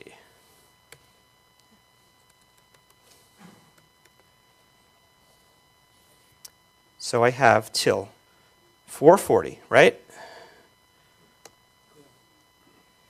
Yeah, I'm going too slow in general. So let's start the clock. All right. So when we do object relational mapping in modern SQLAlchemy, we start with an extension. And why this is an extension is partially historical and partially, it's just kind of how it is for now. I don't have a good answer. Called declarative base. And this means we're going to make that object base. You see we capitalize the word base. In Python, when we capitalize a word like that, it usually means it's a type or like a class. And base actually is a class. So it's a class, but it was created from this declarative base function. And we're going to build a bunch of classes on top of base that represent different tables. And all the information about these tables will be stored using the metadata object we talked about. The metadata object is actually present on the base class right here. Right there. So if we were to make a second base, it would have a different metadata. So the reason we make this base class from a function is because it's going to act as, again, a registry of information about a certain set of classes that descend from that base. So you can have as many bases as you want, representing different hierarchies. An application will usually have one base. It's not too common to have more than one base. There's usually not a reason for that, but it depends on what you're doing. Okay, so we'll make our first class, which is, again, the same class we're making over and over again, the user class from the base. And then, so basically we make a subclass of base, call it user, and then we apply some information to it that looks like the information we have from the table metadata. So we have the table name, and then we have the column objects. You'll notice that we don't give the column objects a string name. We could. There's no problem, but we don't have to, because declarative is going to do some stuff to apply the name to the column object after the fact. So we're doing some syntactical Python stuff so that we can make the user class with key equals value type declaration. Yeah. You need, right, so you need to give it either double under table name is one way. double under table, pointing to an actual table object is another way. By default, there is no system of automating that name. But there are easy ways to do it yourself. So we support all of those functions like automatic primary key column, automatic table name. You can do all that stuff, but it's not built in. There's easy recipes to do that because we would prefer that you define how that works. Because some people will have camel case class names and they want camel case table names. Other people will want table name underscore table name. Some people are using Oracle with 30 character identifiers and they can't do the big long names. So we don't get into all that. We just say, here are the tools, and we're not going to do it in this tutorial today, but there are many, the Clarity system has lots of ways to automate all kinds of patterns. And it does a lot of stuff these days. So you can do all that, but you need to define it up front. And usually if you're building a really big application with 100 tables, it's no big deal to spend half a day coming up with your paradigms, with your patterns. That's what I say. The Reaper method here is optional. That's just so when we print it, you'll see a nice table. And there's also no constructor. You can do a constructor if you want. Declarative will give you a default constructor if you don't make one yourself, and which we'll see in action in a moment. So when we do the user class, we had this table name.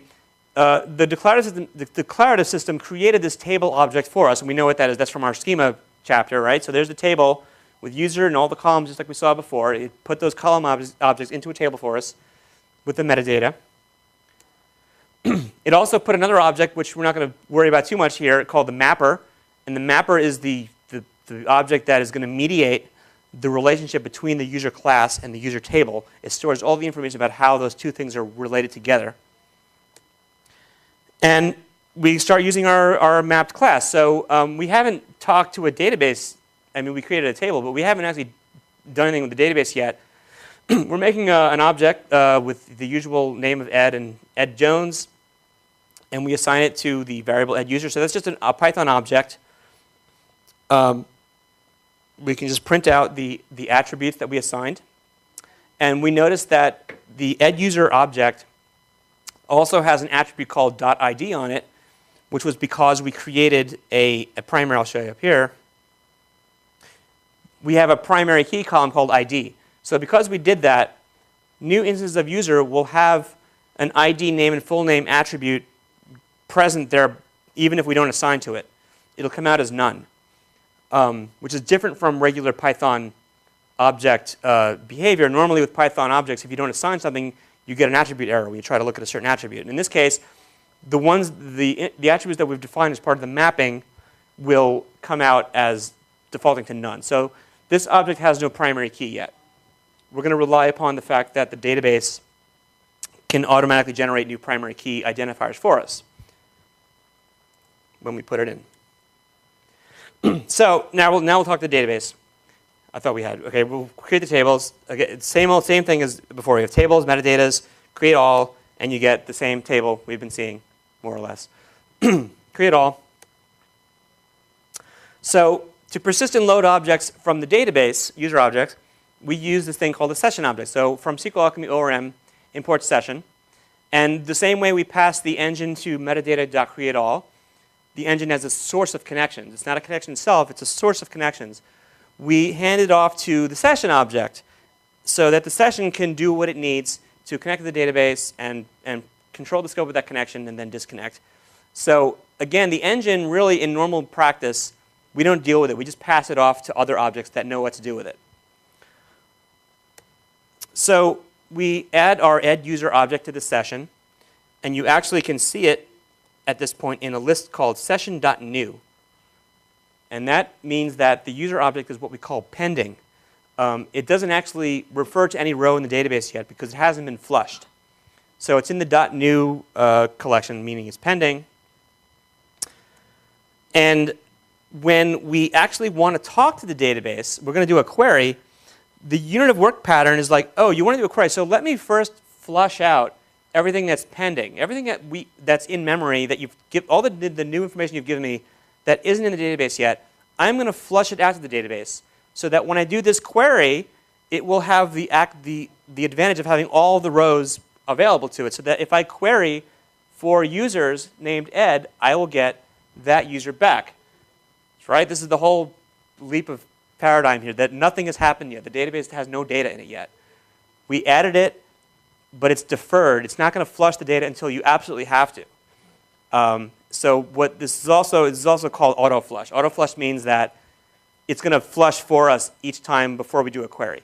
We can turn that off sometimes because sometimes we don't want to auto flush. Sometimes we have a lot of data that isn't ready to go in the database yet because it might have data, yeah. At this point, would it be committed?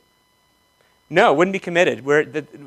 So what's happening here, we haven't even, someone had asked earlier about the engine being deferred with the connectivity. We haven't even connected to the database yet. Even though we have an engine, we don't even know if our database URL is valid yet.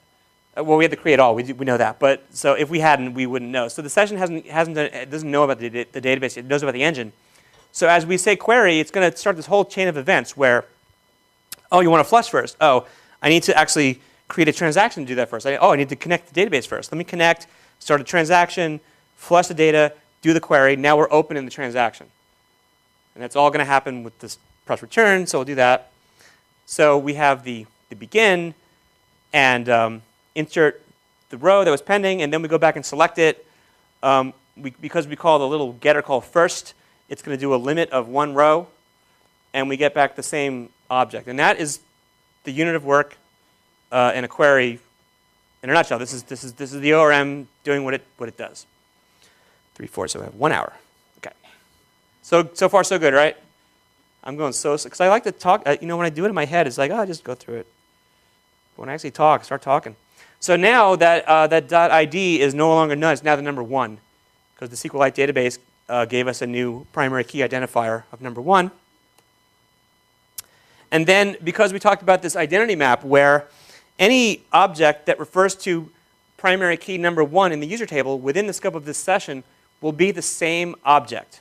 So we have the ed user object that we added to the session, and then we have the R user that we just queried for. They're the same object because it basically goes through the database results. It iterates through the rows. It gets the primary key from each row.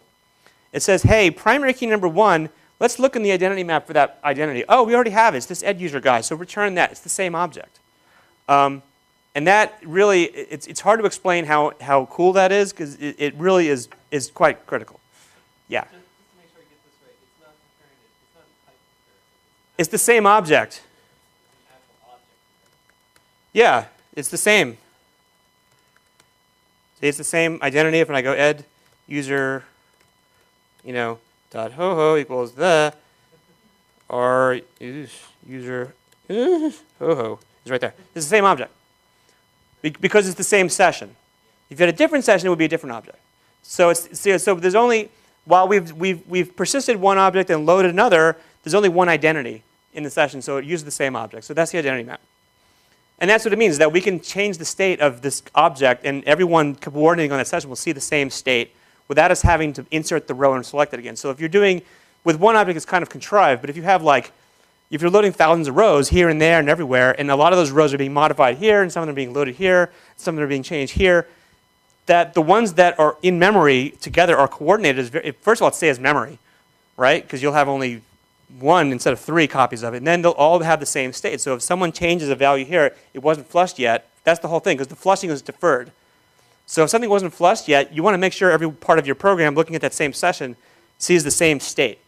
And it works pretty well, yeah. If when querying the database it found that the object memory is sort of behind, will it sort of update that same object with new data? Right, so the issue of objects being behind is the tricky one because by default it will not do that. What the object can do is it can be in a state called expired. When the object is expired, we erase the attributes on the object. The object stays, but the attributes get erased, or sometimes just some of the attributes, but usually all of them. The primary key identity stays associated with it in a special attribute. And then when that object identity is hit again, it will refresh it with the new data. So it'll be expired, but it'll get the latest data when you load it. But normally it doesn't do that. But the thing about expiration, and we're actually going to go over this some more detail, expiration by default is when the transaction ends. So when you're in the scope of a transaction, the ORM kind of goes along behaving as though the transaction is entirely serializable. Do you know what I mean by that? Who knows? This was in the handout. Who read the handout? Transactions are usually isolated from each other, meaning that as you go in your transaction, if someone changes something on the outside, if you have a high level of isolation, you won't see that change inside your transaction. If you have an isolation level called repeatable reads turned on, it means if you load a row, and then you selected that row, and then you're in a transaction, someone else out there updates the row. You then select that same row, but you're still in your transaction. You will not see the new value. You'll see the old value because it's called a repeatable read. So if you have repeatable reads turned on, you could not actually see that new data. So that's the idea. The idea is that this works really well with the repeatable read model. Now, it's true that when you use Postgres or MySQL, you're probably not in repeatable reads by default. So you can't. This is the part I really haven't figured out how to explain yet.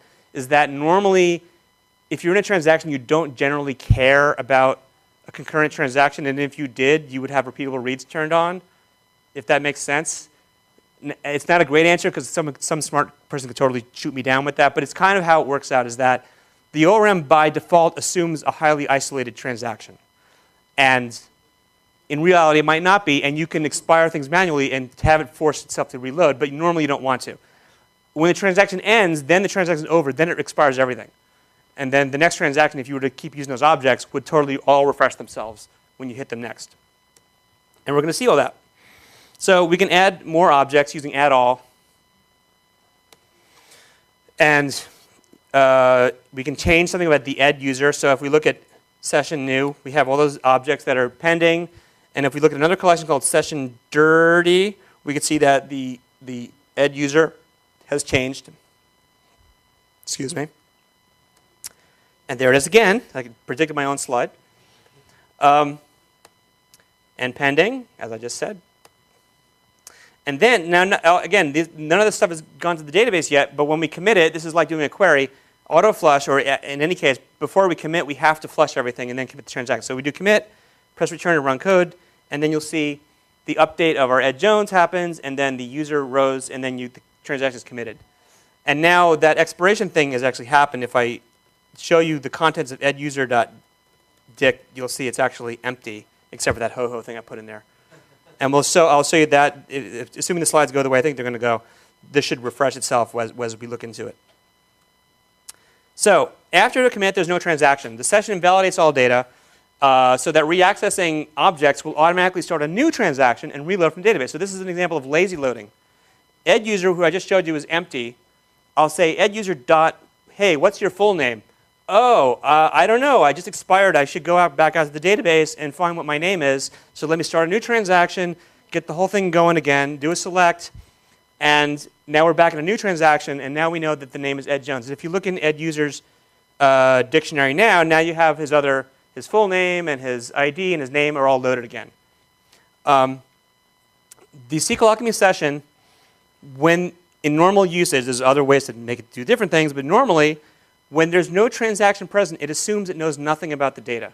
And it expires everything, and it assumes that I can't tell you anything about this database because there's no transaction. You never really look, if you think about it, you never really look at the actual physical table in the database. You look at a transaction's view of that table. Because with isolation going on, you don't know if the table you're seeing is actually what's physically in the database. You could be seeing just the certain not repeatable read version of it. You don't really know. So SQLAlchemy always considers the transaction to be the only real source of data, because that's all you can really see. Yeah? Is there either a way to flush the data and not end the transaction, or do the commit but still not having expire? Both. You can flush explicitly anytime you want, and you can turn off the auto expire on commit, which is actually pretty common. Especially for web applications, you want to commit the transaction, then render a template, we turn it off. But that's not. But that's when you see what you choose to do that. It used to be that way by default, but we had people saying, "Oh, it's loading the old data." So the defaults we have now work really well, and you can turn them all off. Because I was really mortified by that feature when I first was presented with the fact that it should do that, and I realized after a long time that it is correct, but it really rubbed me the wrong way for a long time. We do expire unconditionally after a rollback, though. Rollback, we can't. We tried to make it, but there's no way to do it. So it expires because it's a rollback. It was a catastrophic failure. It's not a big deal. So if you want to commit you've added 5 users, you want somebody on another completely other machine to see it. You have a flush will make it visible. Your transaction, but not theirs. Right. Your again, it depends on if you were using MySQL with either MySAM or if you had your database with read uncommitted transaction isolation level, means you have something called dirty reads. That's the only way they would see what your transaction is doing before you commit it. Because the way transactions work is if you have dirty reads turned on, that means that other transactions can see what your transaction is doing before it's committed. And dirty reads is usually not in practice. Usually, even MySQL with MySAM, I think, with InnoDB rather, defaults to read committed, which means that you can't. No one can see your rows till you commit them. Most of the isolation levels deal with what your transaction can see of other committed rows, but dirty reads are the one that involves uncommitted data being visible, and in most cases, it's not visible.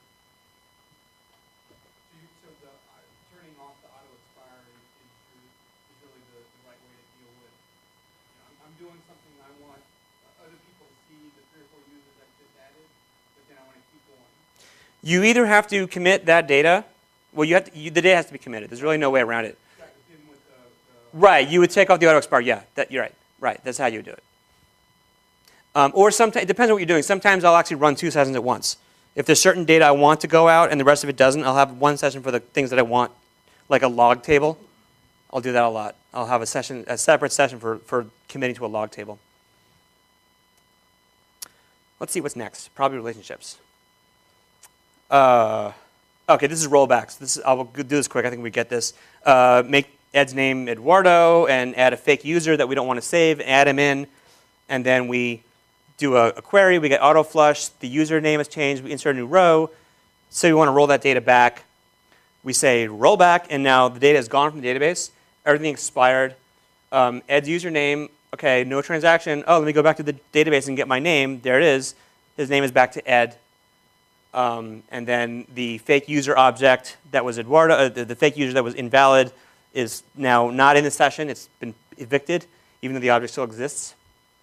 And when we query for the table for Ed and the fake user, we only get Ed back. So that's just basically how the expire model we just talked about for a while works with the rollback. It works really nicely. Not that different. There might be an exercise. Uh-oh. All right, so to get to 440, let's do 3. Let's do till 54, which is only 2 minutes. There's not enough time, but I want to get through a lot of slides here.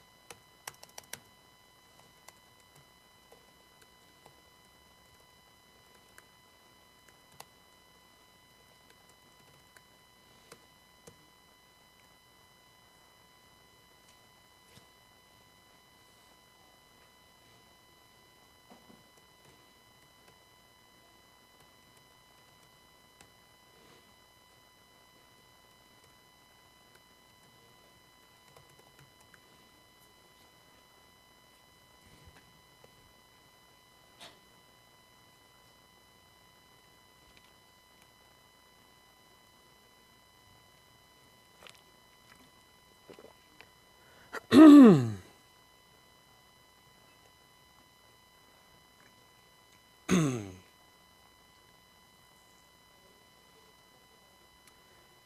about 30 seconds.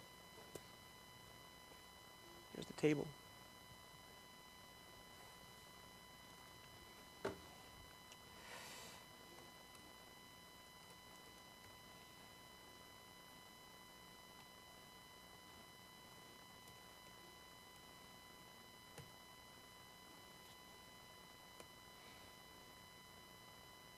Oh, here's time.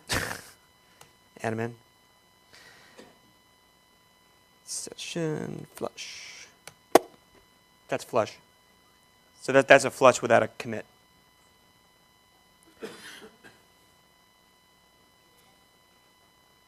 So besides the typing, it wasn't, okay, people look, okay, fine. There's your network. I gotta get better at administering exercises. Okay. Any major questions on the network, the exercise? Good, great.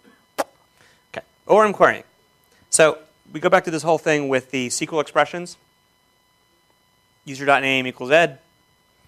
Produces an expression. So so this is basically the attribute on the user class. It's not quite the same as a column object, but it acts the same. It's an instrumented attribute, and you don't have to worry about that too much. But it acts like a column. The column is actually there, which you don't need to worry about. But if you cared, it's in here. There's the column. That's a topic for further study. It acts like a SQL expression object. If we want to use the select function that I whizzed through in the core before, which you hardly got to learn at all, you can make a select and pass the user tokens to it, and you can get a. And if you wanted to actually run a plain engine level execution, you can do that with the session using this special method called give me the connection that you're using, execute a plain core SQL line, and you get the select user and Ed Jones. Now you can do that, or you can use the query, which is the ORM version of how to emit select statements. So you see here we got the result proxy back. This is all stuff from core basically with a little bit of ORM in it. But if we want to use the ORM normally, we just do that. So we say session, the database session, dot query, parentheses, as telequery what you want to load. In this case, we want to load user objects. Filter them on a SQL expression where user.name equals ed, and then order by the ID column of the user table, and then we're going to say query.all. Give me all the objects from this query. You get the SQL in your log output and a list with the Ed Jones object. Pretty simple. You can also query for individual columns, because we said session query user as a class gives you user objects. If you query for user.name, user.fullname, you get a tuple back. Tuple or tuple? Tuple. You get tuples back. They're not objects, they're just the strings inside of a tuple. They're actually named tuples, but I'll show you that some other time. You can mix them together. You can say user, give me the user class, and separately the username column separately. You'll get tuples with user objects and strings in them. So if you want to join a bunch of tables, you can get all mixtures of objects and column attributes back at the same time.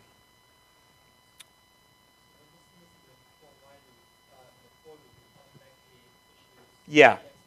Right. So Right. So the session query is this object that, again, doesn't do anything until you evaluate it in iterative context or call it .all or some other methods I'm going to show you in a second.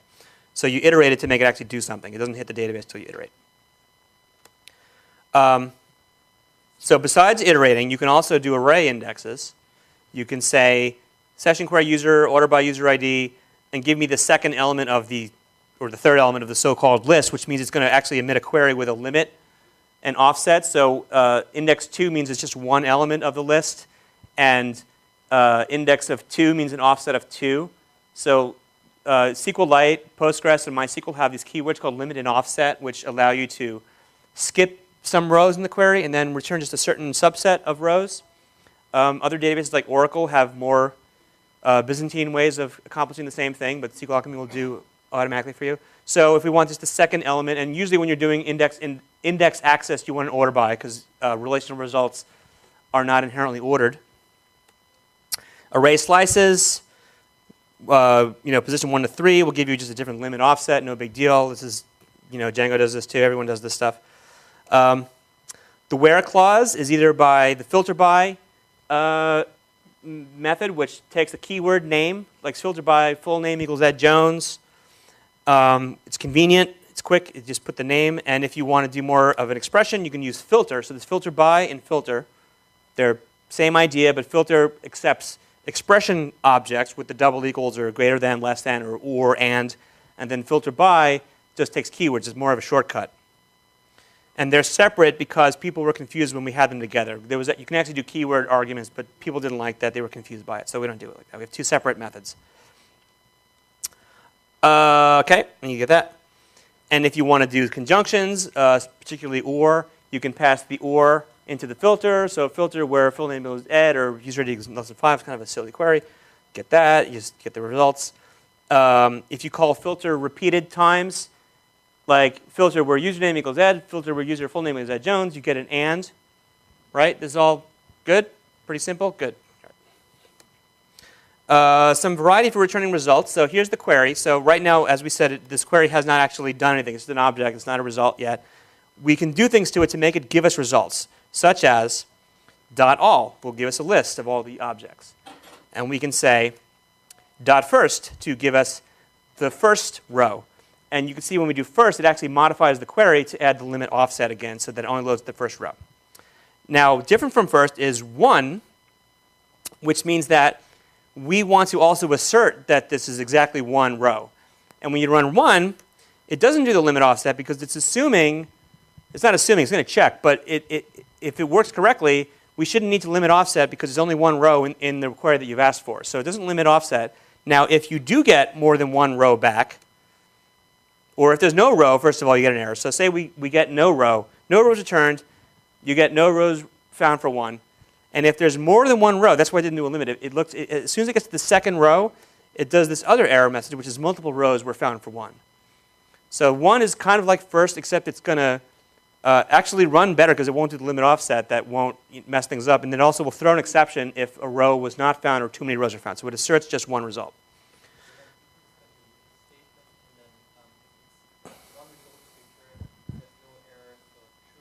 You would use a try except. Yeah, you would do that. I do it a lot. It's really good when you write your typical web application where you have like, RESTful /get/1. You say try load ID number 1 except no object found, abort 404, right? Because there's no row found, it's a 404. That's kind of how we do it. So I use it a lot for that. Okay, so there's some quick ORM querying exercises, and okay, we're doing okay. Because I really want to get through every slide, because you'll learn a lot. So we're going to go to 404. Go. Produce a query object representing the list of full name values. So query for just the full name column from all user objects in alphabetical order by alphabetical order by the full name. Then call all in the query to make sure it works. And then if you get that far, you build a second query from the first one that also selects user rows, I don't even understand this, with the name Mary or Ed. Oh, I see. The first one's not with a where client. All right, so yeah, first get all the full names. It's all of them. And then do a filter that will give you Mary or Ed. And then return only the second row. So it's the same kind of idea where we're just regurgitating what I just did, but it's all in the... What was that? My microphone?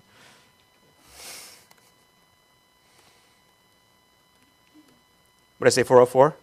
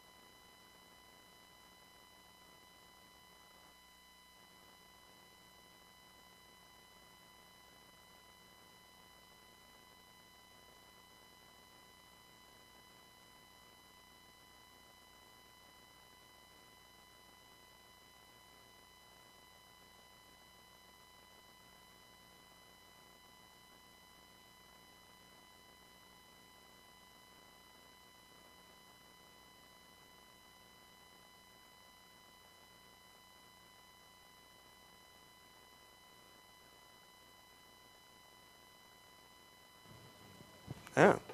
So now you hear me, right? Oh, cool. Who knew that red means empty? Well, how is the light going on? If the battery's dead, why would there be a light? Yeah, exactly. Yeah. All right, so everything we've done always has a user. Then the second part is always the lightning round with the address table. So it's really boring. I'm sorry, but I've been using this example for years. So the address table, again, same idea as before, where new table, address, primary key identity. We just stick with the surrogate primary key because we're lazy. Email address is what the data this table stores. It has a many-to-one relationship to the user table, which with SQLAlchemy, we have to tell it twice. Sorry. Yes, we give it the user ID column, which has the foreign key to the user table. So at the core level, we tell it about the foreign key. And then we have the option to tell it that we want the ORM to maintain that relationship as well. And how do we do it? I should really just add a feature to do the foreign key for you, but right now that's how it is.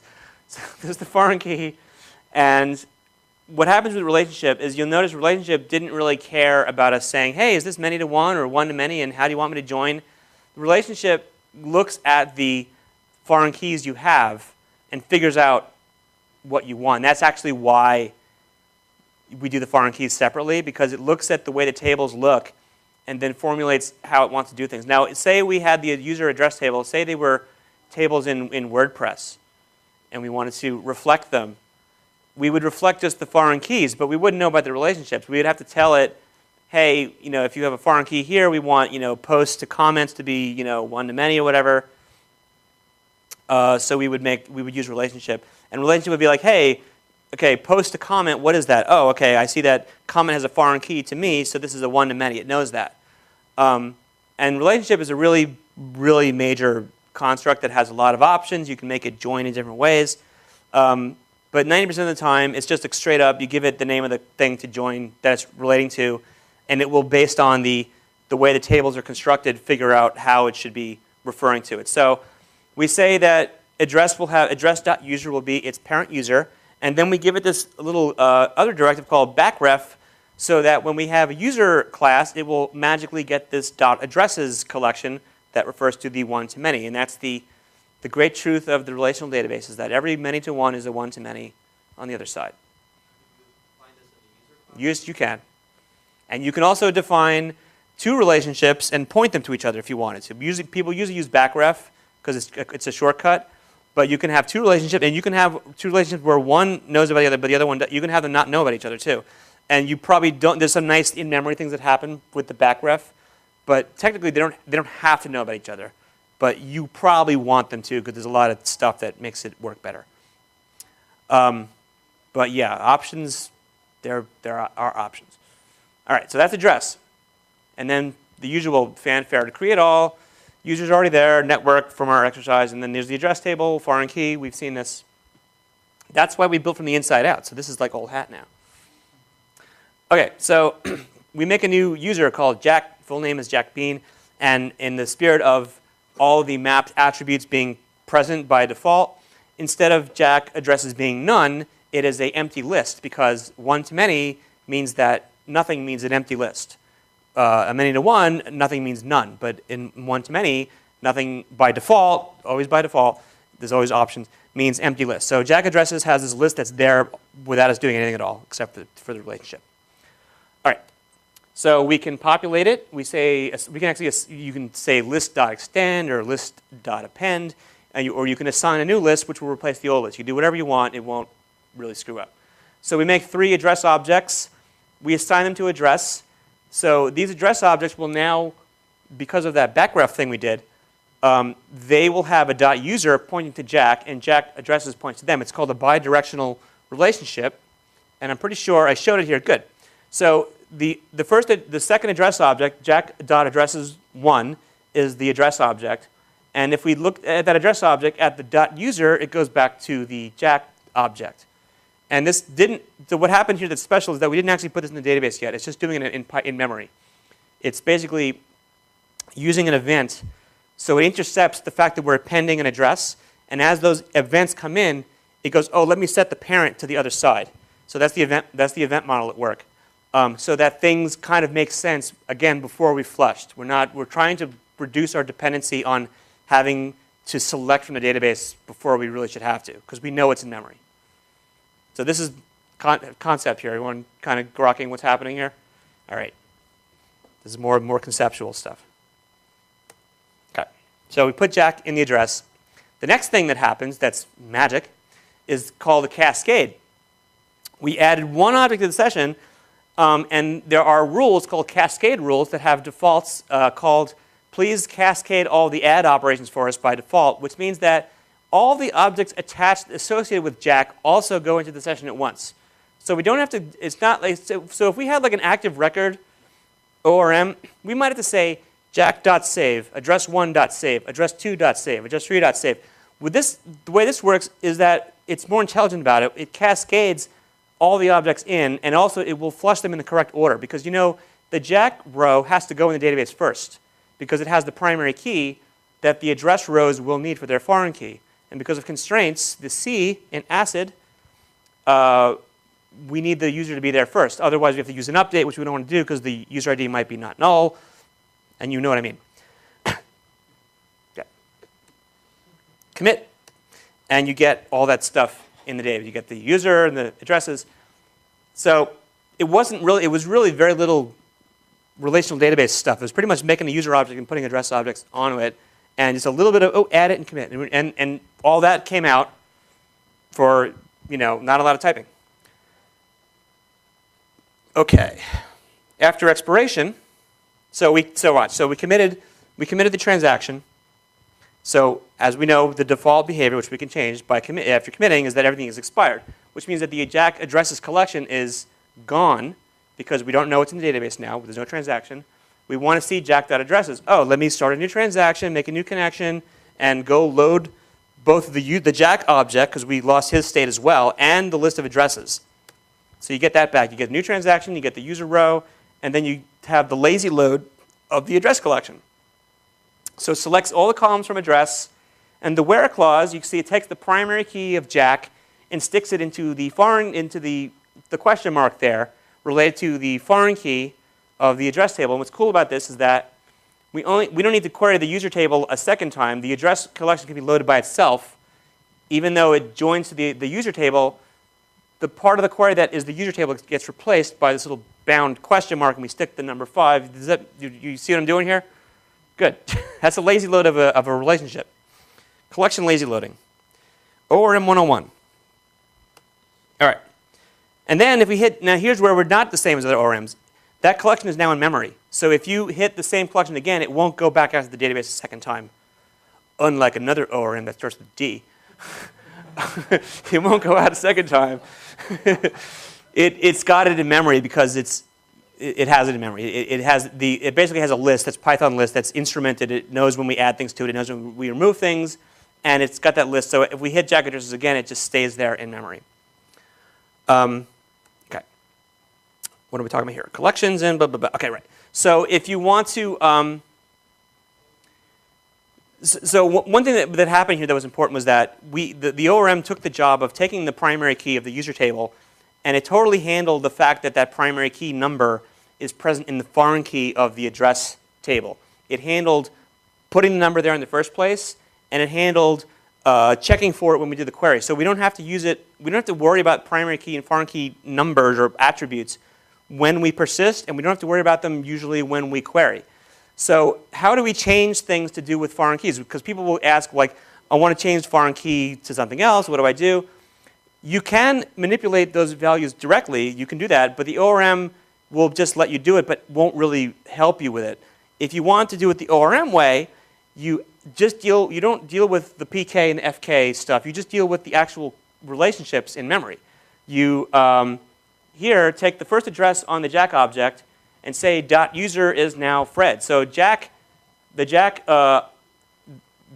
Fred object is now the parent of the second address on Jack. So if we run this, it'll commit, it'll do the update. So it'll update the user ID of the address row that we're talking about to point to the Fred object. and then we commit. So now the Jack addresses collection, which used to be 3 addresses, is now only 2 addresses, and the Fred addresses collection is now the new. So it moves. So basically, we did a manipulation of a foreign key attribute, but in our Python code, we didn't have to worry about it. We just moved the object, and the ORM, for something like this, knows just to update the foreign key in the table. Right? Got it? Good. Good. Doesn't always work. Sometimes there's problems. So the query can select from multiple tables at once. This is an implicit join. Implicit join means we're going to get from 2 tables. We're not using the join keyword. We're just going to get 2 tables in a Cartesian product, but then we're going to filter where the ID of the user equals the user ID of the address. So you'll get basically this product here. So it just has the from clause of the select has from user, comma, address, where user ID equals address, user ID. So that's called an implicit join, meaning it's joining the 2 tables, but not using the SQL join keyword. It's basically the equivalent to an inner join. If we want to actually use the join keyword, you actually call the .join method from the query. So same exact query, except .join from user to address, and you get the same results. User, select from user, join, address, on clause, user ID. So the way join works is the first argument is the right side to join from. The second argument is the on clause. And the left side of the join is determined by looking at what the query is selecting from the leftmost entity by default. So session query, the user is the leftmost entity, .join to the right entity address. If you want to reverse it, hopefully this is the second slide. Not yet. Well, OK, so I'll show that in a second. Another way to do join is to just pass it the name of the relationship. So instead of saying query user.join address, comma, user.id equals address.user ID, you can say, hey, give me the user address and join them on the user.addresses relationship, which represents that connection. So just doing user.addresses will give us the same join with less typing and without us needing to remember which column or even know which column in user addresses points to each other. So this is where the ORM is abstracting away us having to worry about how those 2 tables are joined together. We configured it. It's not like the ORM decided how they're joined together. We know how they're joined together because we configured user and address ourselves.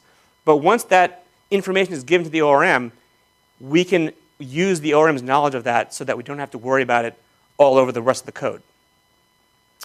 So that's a little more join, and then more join. Join will also figure out very simple joins just using the entities. So in this case, the user and address tables have just one foreign key between them. So if you give it nothing, if you just say, hey, I've got user and join to address and figure it out, if it's unambiguous how to do that, the fact that there's only one foreign key between those 2 tables, it will figure that out automatically as well. And if it can't figure it out, it'll throw an exception. So it's fairly safe to do like that. A lot of people do it like this.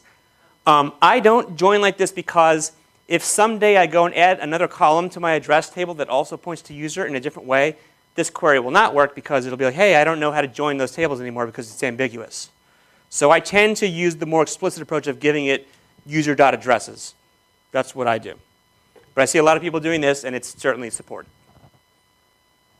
Cool? Okay.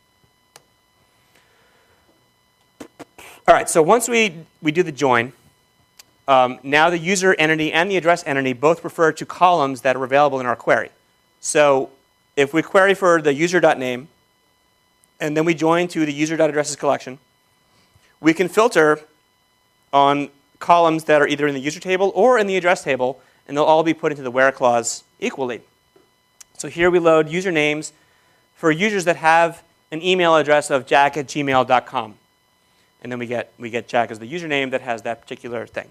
So the class entity is basically how we refer to that column. So basically the column name, the name column and the email address column have a lexical identity in the SQL statement that is referred to by their Python identity. So their Python identity relates to their lexical identity. So anywhere you use user.name, it'll be that same column in the table, in the query. And that, maybe when I show you aliases, that'll make more sense what I mean by that. Like, we're not using strings to figure out what the name column, we're not saying select quote unquote name, dot quote unquote user email address. We're putting these objects in that represent real elements within the SQL that we spit out. And that has a lot of importance, actually. If we want to do the join in reverse, so remember I said before, I should have had this slide earlier, when I said that the join will join from the leftmost entity to the right, suppose you wanted to join from some other entity, you can say, okay, we're going to get user and address objects, but select from first the address table, join to the address.user relationship. So it's the same thing, it's just going to reverse it and give you select from address join user. And that happens sometimes if your query is being written a certain way and you want to do select from. It's totally useful, and I need it quite often. Getting the same result again, users with their addresses in kind of a product. Okay, so that's joins, and we're going to obviously have a little quiz on that. And then we're going to do aliasing. So are people hanging on? Good. So aliasing gets to this fact that I was talking about when we talk about the user.name column and the address.email address column. It's kind of this lexical identity that always represents the same thing in the query.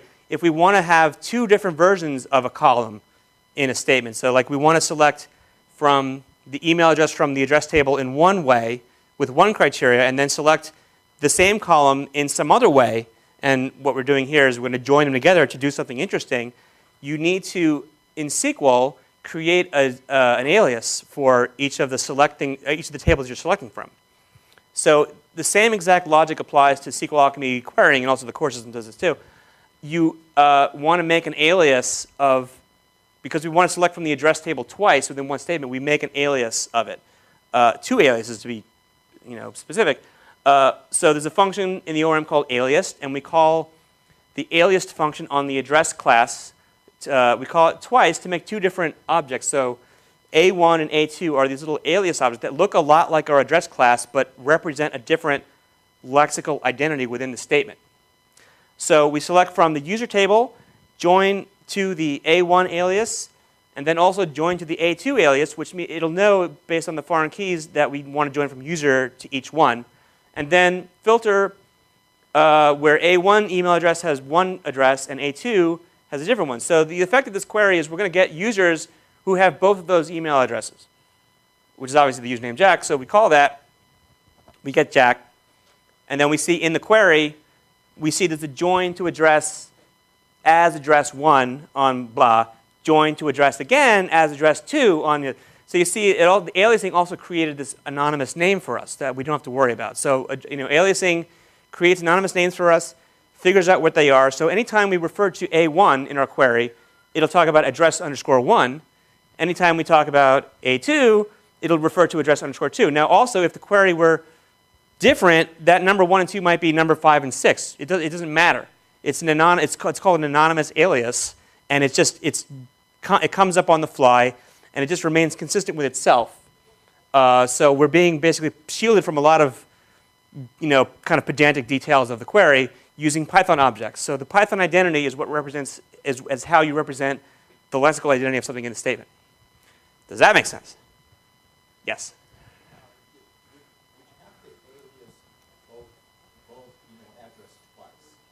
No, technically, I did it to make it clearer.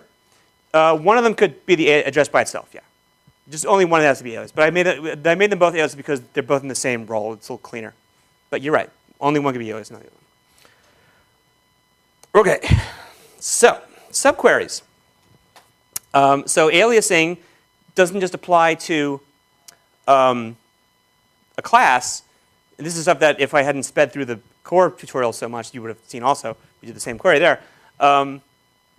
You can also have an actual query, because anything that's a source in SQL, anything that's a source of rows can be packaged into a little name in a query and selected from and joined to as something to join from. So here we have a subquery. We call it it's a plain session query.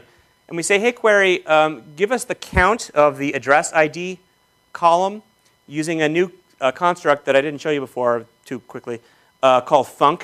In SQLAlchemy, func is how we get to all those SQL functions, all the aggregate functions, count and max and average, and time functions like now and current timestamp, and all those functions are available off this namespace called func. And any name you want will come out. It doesn't actually know the names of most. It knows the names of maybe 20 basic functions that it knows the type for. But you could say func.xyz, and you'll get xyz at your SQL command line. So in this case, we're calling count. We want to count the address ID rows, label them with the label count, so we can get that back in our subquery. At the same time, we want to select the user ID column, and then we want to group by the user ID. So what this subquery is going to do is it's going to select all the rows from address, group them according to each user ID, and then count the rows within each group. So basically, Jack has 2 emails, and Fred has 1. It'll be 2. Jack will be 2, and Fred will be 1. And then if we have Mary and Wendy in here, they'll get 0 and 0, I think, if I'm keeping track of my data. That's a subquery.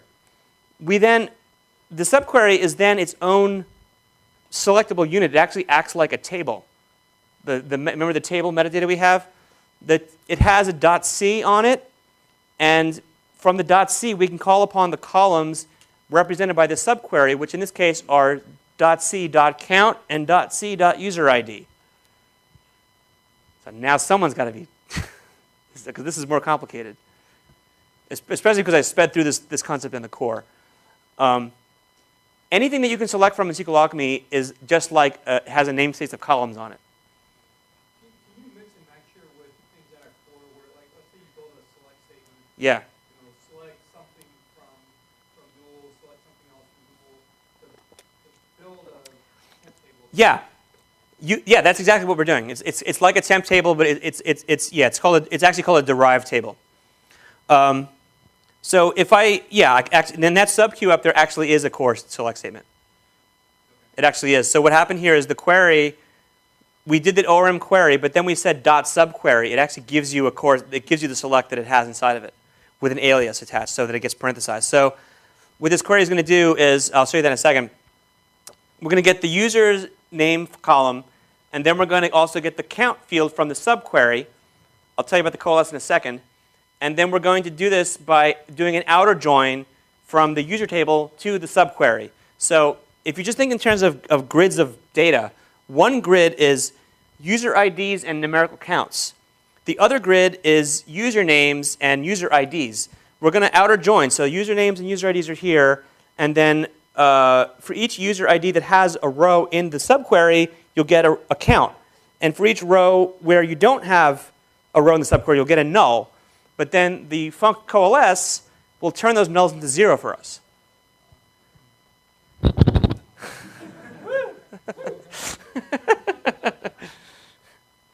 So you get that. So that way we get Jack has 2 and Fred has 1, and then all these other people we put in have 0.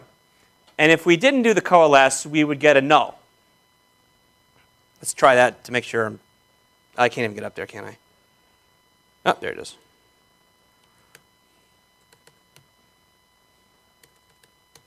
Yeah, you get none instead. So the sub queue is actually actually an alias object. So if I print sub queue, you get that subquery, and then the alias object is a core construct that actually has, I think, element. Yeah, it is, and his select. So if I print that, that's actually the select statement, and I can keep going in. I can go into like that and see the froms ORM join. And the froms is actually on the left side. It's on the address table, and on the right side, it's on the user table. So you can. So this is how you have this statement. You can actually. It's kind of like a parse tree. Again, this is sorry. I just went really fast just now. But this is like. But yeah, when you build one of these expression constructs, it actually is a whole. Like if anyone's ever built like a parser before, like if you parse an HTML into a DOM tree, right? So HTML is a big string, right? And you make a DOM. It's like this object structure representing the HTML tree. The expression language and the ORM are kind of like that, except you just type the DOM tree out directly instead of the HTML, whereas the HTML is like SQL. You just have this structure that refers to it refers to exactly how the SQL statement will be generated. That's what we got. So you can dig in if you really want to do that. You don't really have to. I have to do it all the time because I have to fix people's bugs. But generally, yeah. So anyway, the point is that when you say query, Q equals query user. It's what happened? Session query. Bleh. Session query. So Q is a query object. If I say Q to subquery, it's now this core alias construct. So we just made the jump from ORM back down to core again. And that's what I was talking about, that the core and the ORM are really together. They're really working together all the time. And the core does expose itself through the ORM. So that, what are we up to? 4:30. Wow, I go so slow. We're not going to do this because I want to show you some more stuff. So this is a run the SQL join. You know what a join is. I just showed you plenty. And this tricky bonus, it's not that tricky. Okay. Eager loading. Eager loading. So there's only 10 minutes left. Wow. Okay. Eager loading.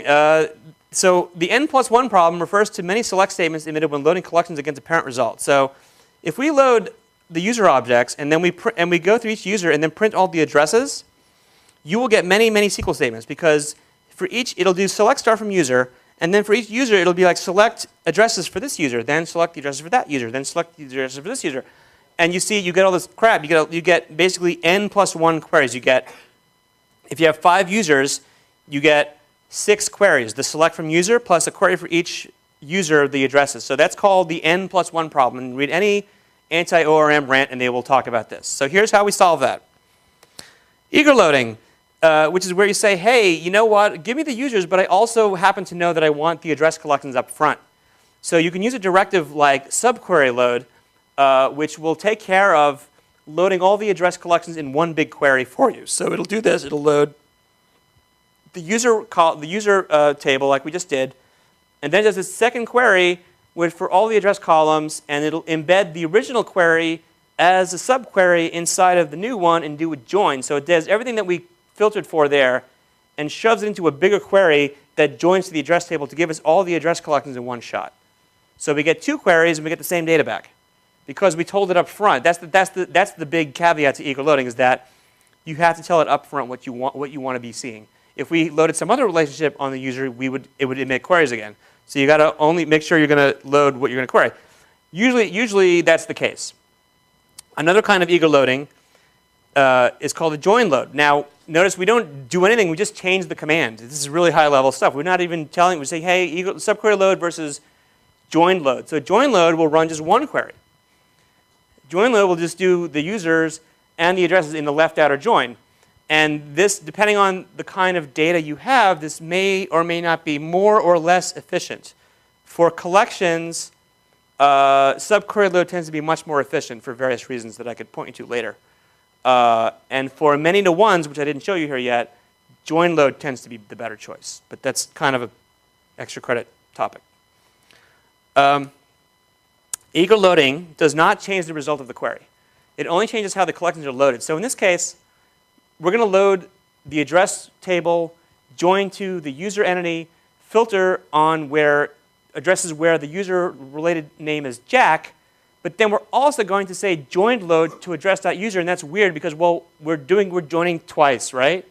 Like, why are we joining twice? Why can't we just say query address, join load address.user, and then filter? It's because the way the join loading is working intentionally is it's going to make, again, an anonymous alias of that join so that the filter we're doing can't possibly impact the product of the join. And that's so that we can have a query and we can apply join load, subquery load as we want without the results changing. So a lot of beginners get confused. They want to join 2 tables. They use joined load because they want to load the collection and filter, which actually they don't want to do that. Well, it depends what they're doing. In this case, it actually would work, and I'll show you that in a second. But join load specifically won't do that. It's going to join twice. So we told it to load address and user. From address, join user, that's the join that we did explicitly. And then it does a left outer join again on the anonymously aliased user, and our filter deals with the explicit join, not the eager loading join. if we want to do this more efficiently, because we're dealing with a many-to-one from address to user, we happen to know that because we load address and user and get username equals Jack, we happen to know that user row is totally fine to serve as the user entity on that row. We don't need to join load again. We want address.user to be that other thing we joined from without joining twice. So we can do this thing called contains eager. This is the final variant of eager loading. So we load from the address class, join to the address.user relationship, filter them on username equals Jack, and then, hey, as you get these rows, take those user columns and stick them on the address.user attribute as well. Maybe this is simpler than what I was saying before. Does that make what I'm doing here? Is that we're going to actually filter on something on a join and also apply it to an attribute at the same time. And we're going to basically contains eager is a loading directive. It's going to tell us what to do with some of the columns that we have available to us. So you get a query that's just all the user and the address columns from address, join user, and then you get the same data back in a nice eager load. It's getting a little more weird now, right? Yep, more weird. And I'm actually almost going to make the whole thing. We're going to have to do this, the final exam at home, but delete cascade. This is another fun thing that's good to know about. Suppose we, yeah. How would eager loads work when we have large sets of data? They will load more rows. You kind of need to be somewhat savvy of what you're eager loading. If you're trying to do, especially with the join loading, if you have like a one-to-many and each of those has a one-to-many, and you do 2 levels of join load, you're going to kill yourself because it'll return an enormous product. If you do the subquery load with each collection, it'll actually run pretty well because it loads a lot less rows per collection. It's not using an outer join anymore. I wrote a whole thing about. I can point you to the thing I wrote about it because it gets yeah. But yeah, eager loading. It's the whole thing that you can't just hit these commands out and expect it to just magically be amazing. It's going to be like you've got to watch the SQL. The SQL echoing also can show you the rows coming back. I'll do that a lot. Like if you have a query that's not joining on every column and you're getting a huge product and you're wondering why your query is so slow, you might want to see the rows and like, whoa, all these rows coming back that are being deduped because the ORM will actually dedupe the rows and you might not realize you're getting millions of rows and actually deduping them all. So things like that. It doesn't save you for being savvy about SQL. It just automates the task of writing redundant SQL. Like you know what you want to do. It has a bunch of recipes cooked into it. It just automates doing them. But you can't be ignorant of how it works. You got to really, you know the SQL. It's for people. It was an ORM for people that hated ORMs. That's what it was. I like ORMs now because I wrote one. So, So anyway, I just want to show this cascade thing because it's kind of important to know. If we load Jack and we want to remove one of Jack's addresses and then we commit that, what will happen is it'll update the foreign key to be null. Now, we might want to instead have that row be deleted because the addresses are kind of only local to the Jack user. So we can do this thing, because remember before we talked about save update cascades, where if you put the user in, all the addresses cascade in, it follows the pattern. It follows along the relationship to load the addresses in. We can do it with deletes too. We can set this thing called cascade. Now normally this would be set when we create the relationship directly. I'm setting it here just so I don't have to rebuild all the mappings from scratch. You can set it. This is actually a brand new feature to do it this way, just for tutorials, because I always teach it this way.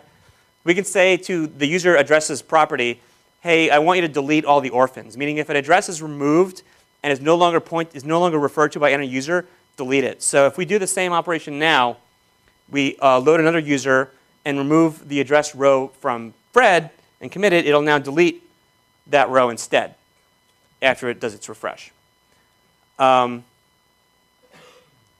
another aspect to controlling how the unit of work does its work. Because really the relationship is so much happens in that linkage between classes. It's really where most of the complexity of the ORM is the way you mediate between two tables and two objects. There's just so much that goes on there. It's pretty crazy. If we delete the user itself, that will also delete all of the address objects. This is also something that you can do in your database using on-delete cascade, which is a database directive that will do the same thing. And with SQLAlchemy, you probably should use the on-delete cascade directives if you want them because they are more efficient. When you do an operation like this, SQLAlchemy has to load the rows in and delete them individually. Whereas if you do the delete cascade on your foreign key, your database will do it automatically. And you can tell SQLAlchemy that, hey, this foreign key has cascade on it, so you don't have to load the rows in. They'll be deleted for you. So that's kind of something that you could explore later. It's in the docs about on-delete cascade.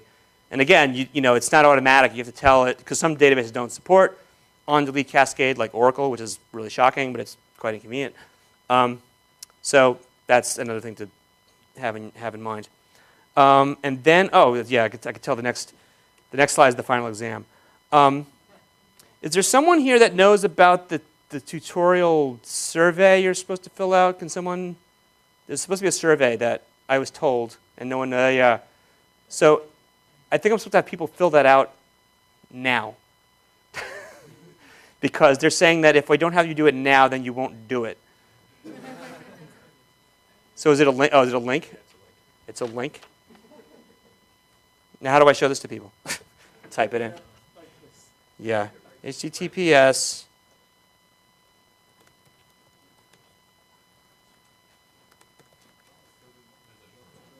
Yeah, that's not on. Oh, the Google. Well, too late. PyCon 2013 tutorials. Or HTTPS Google PVHDC.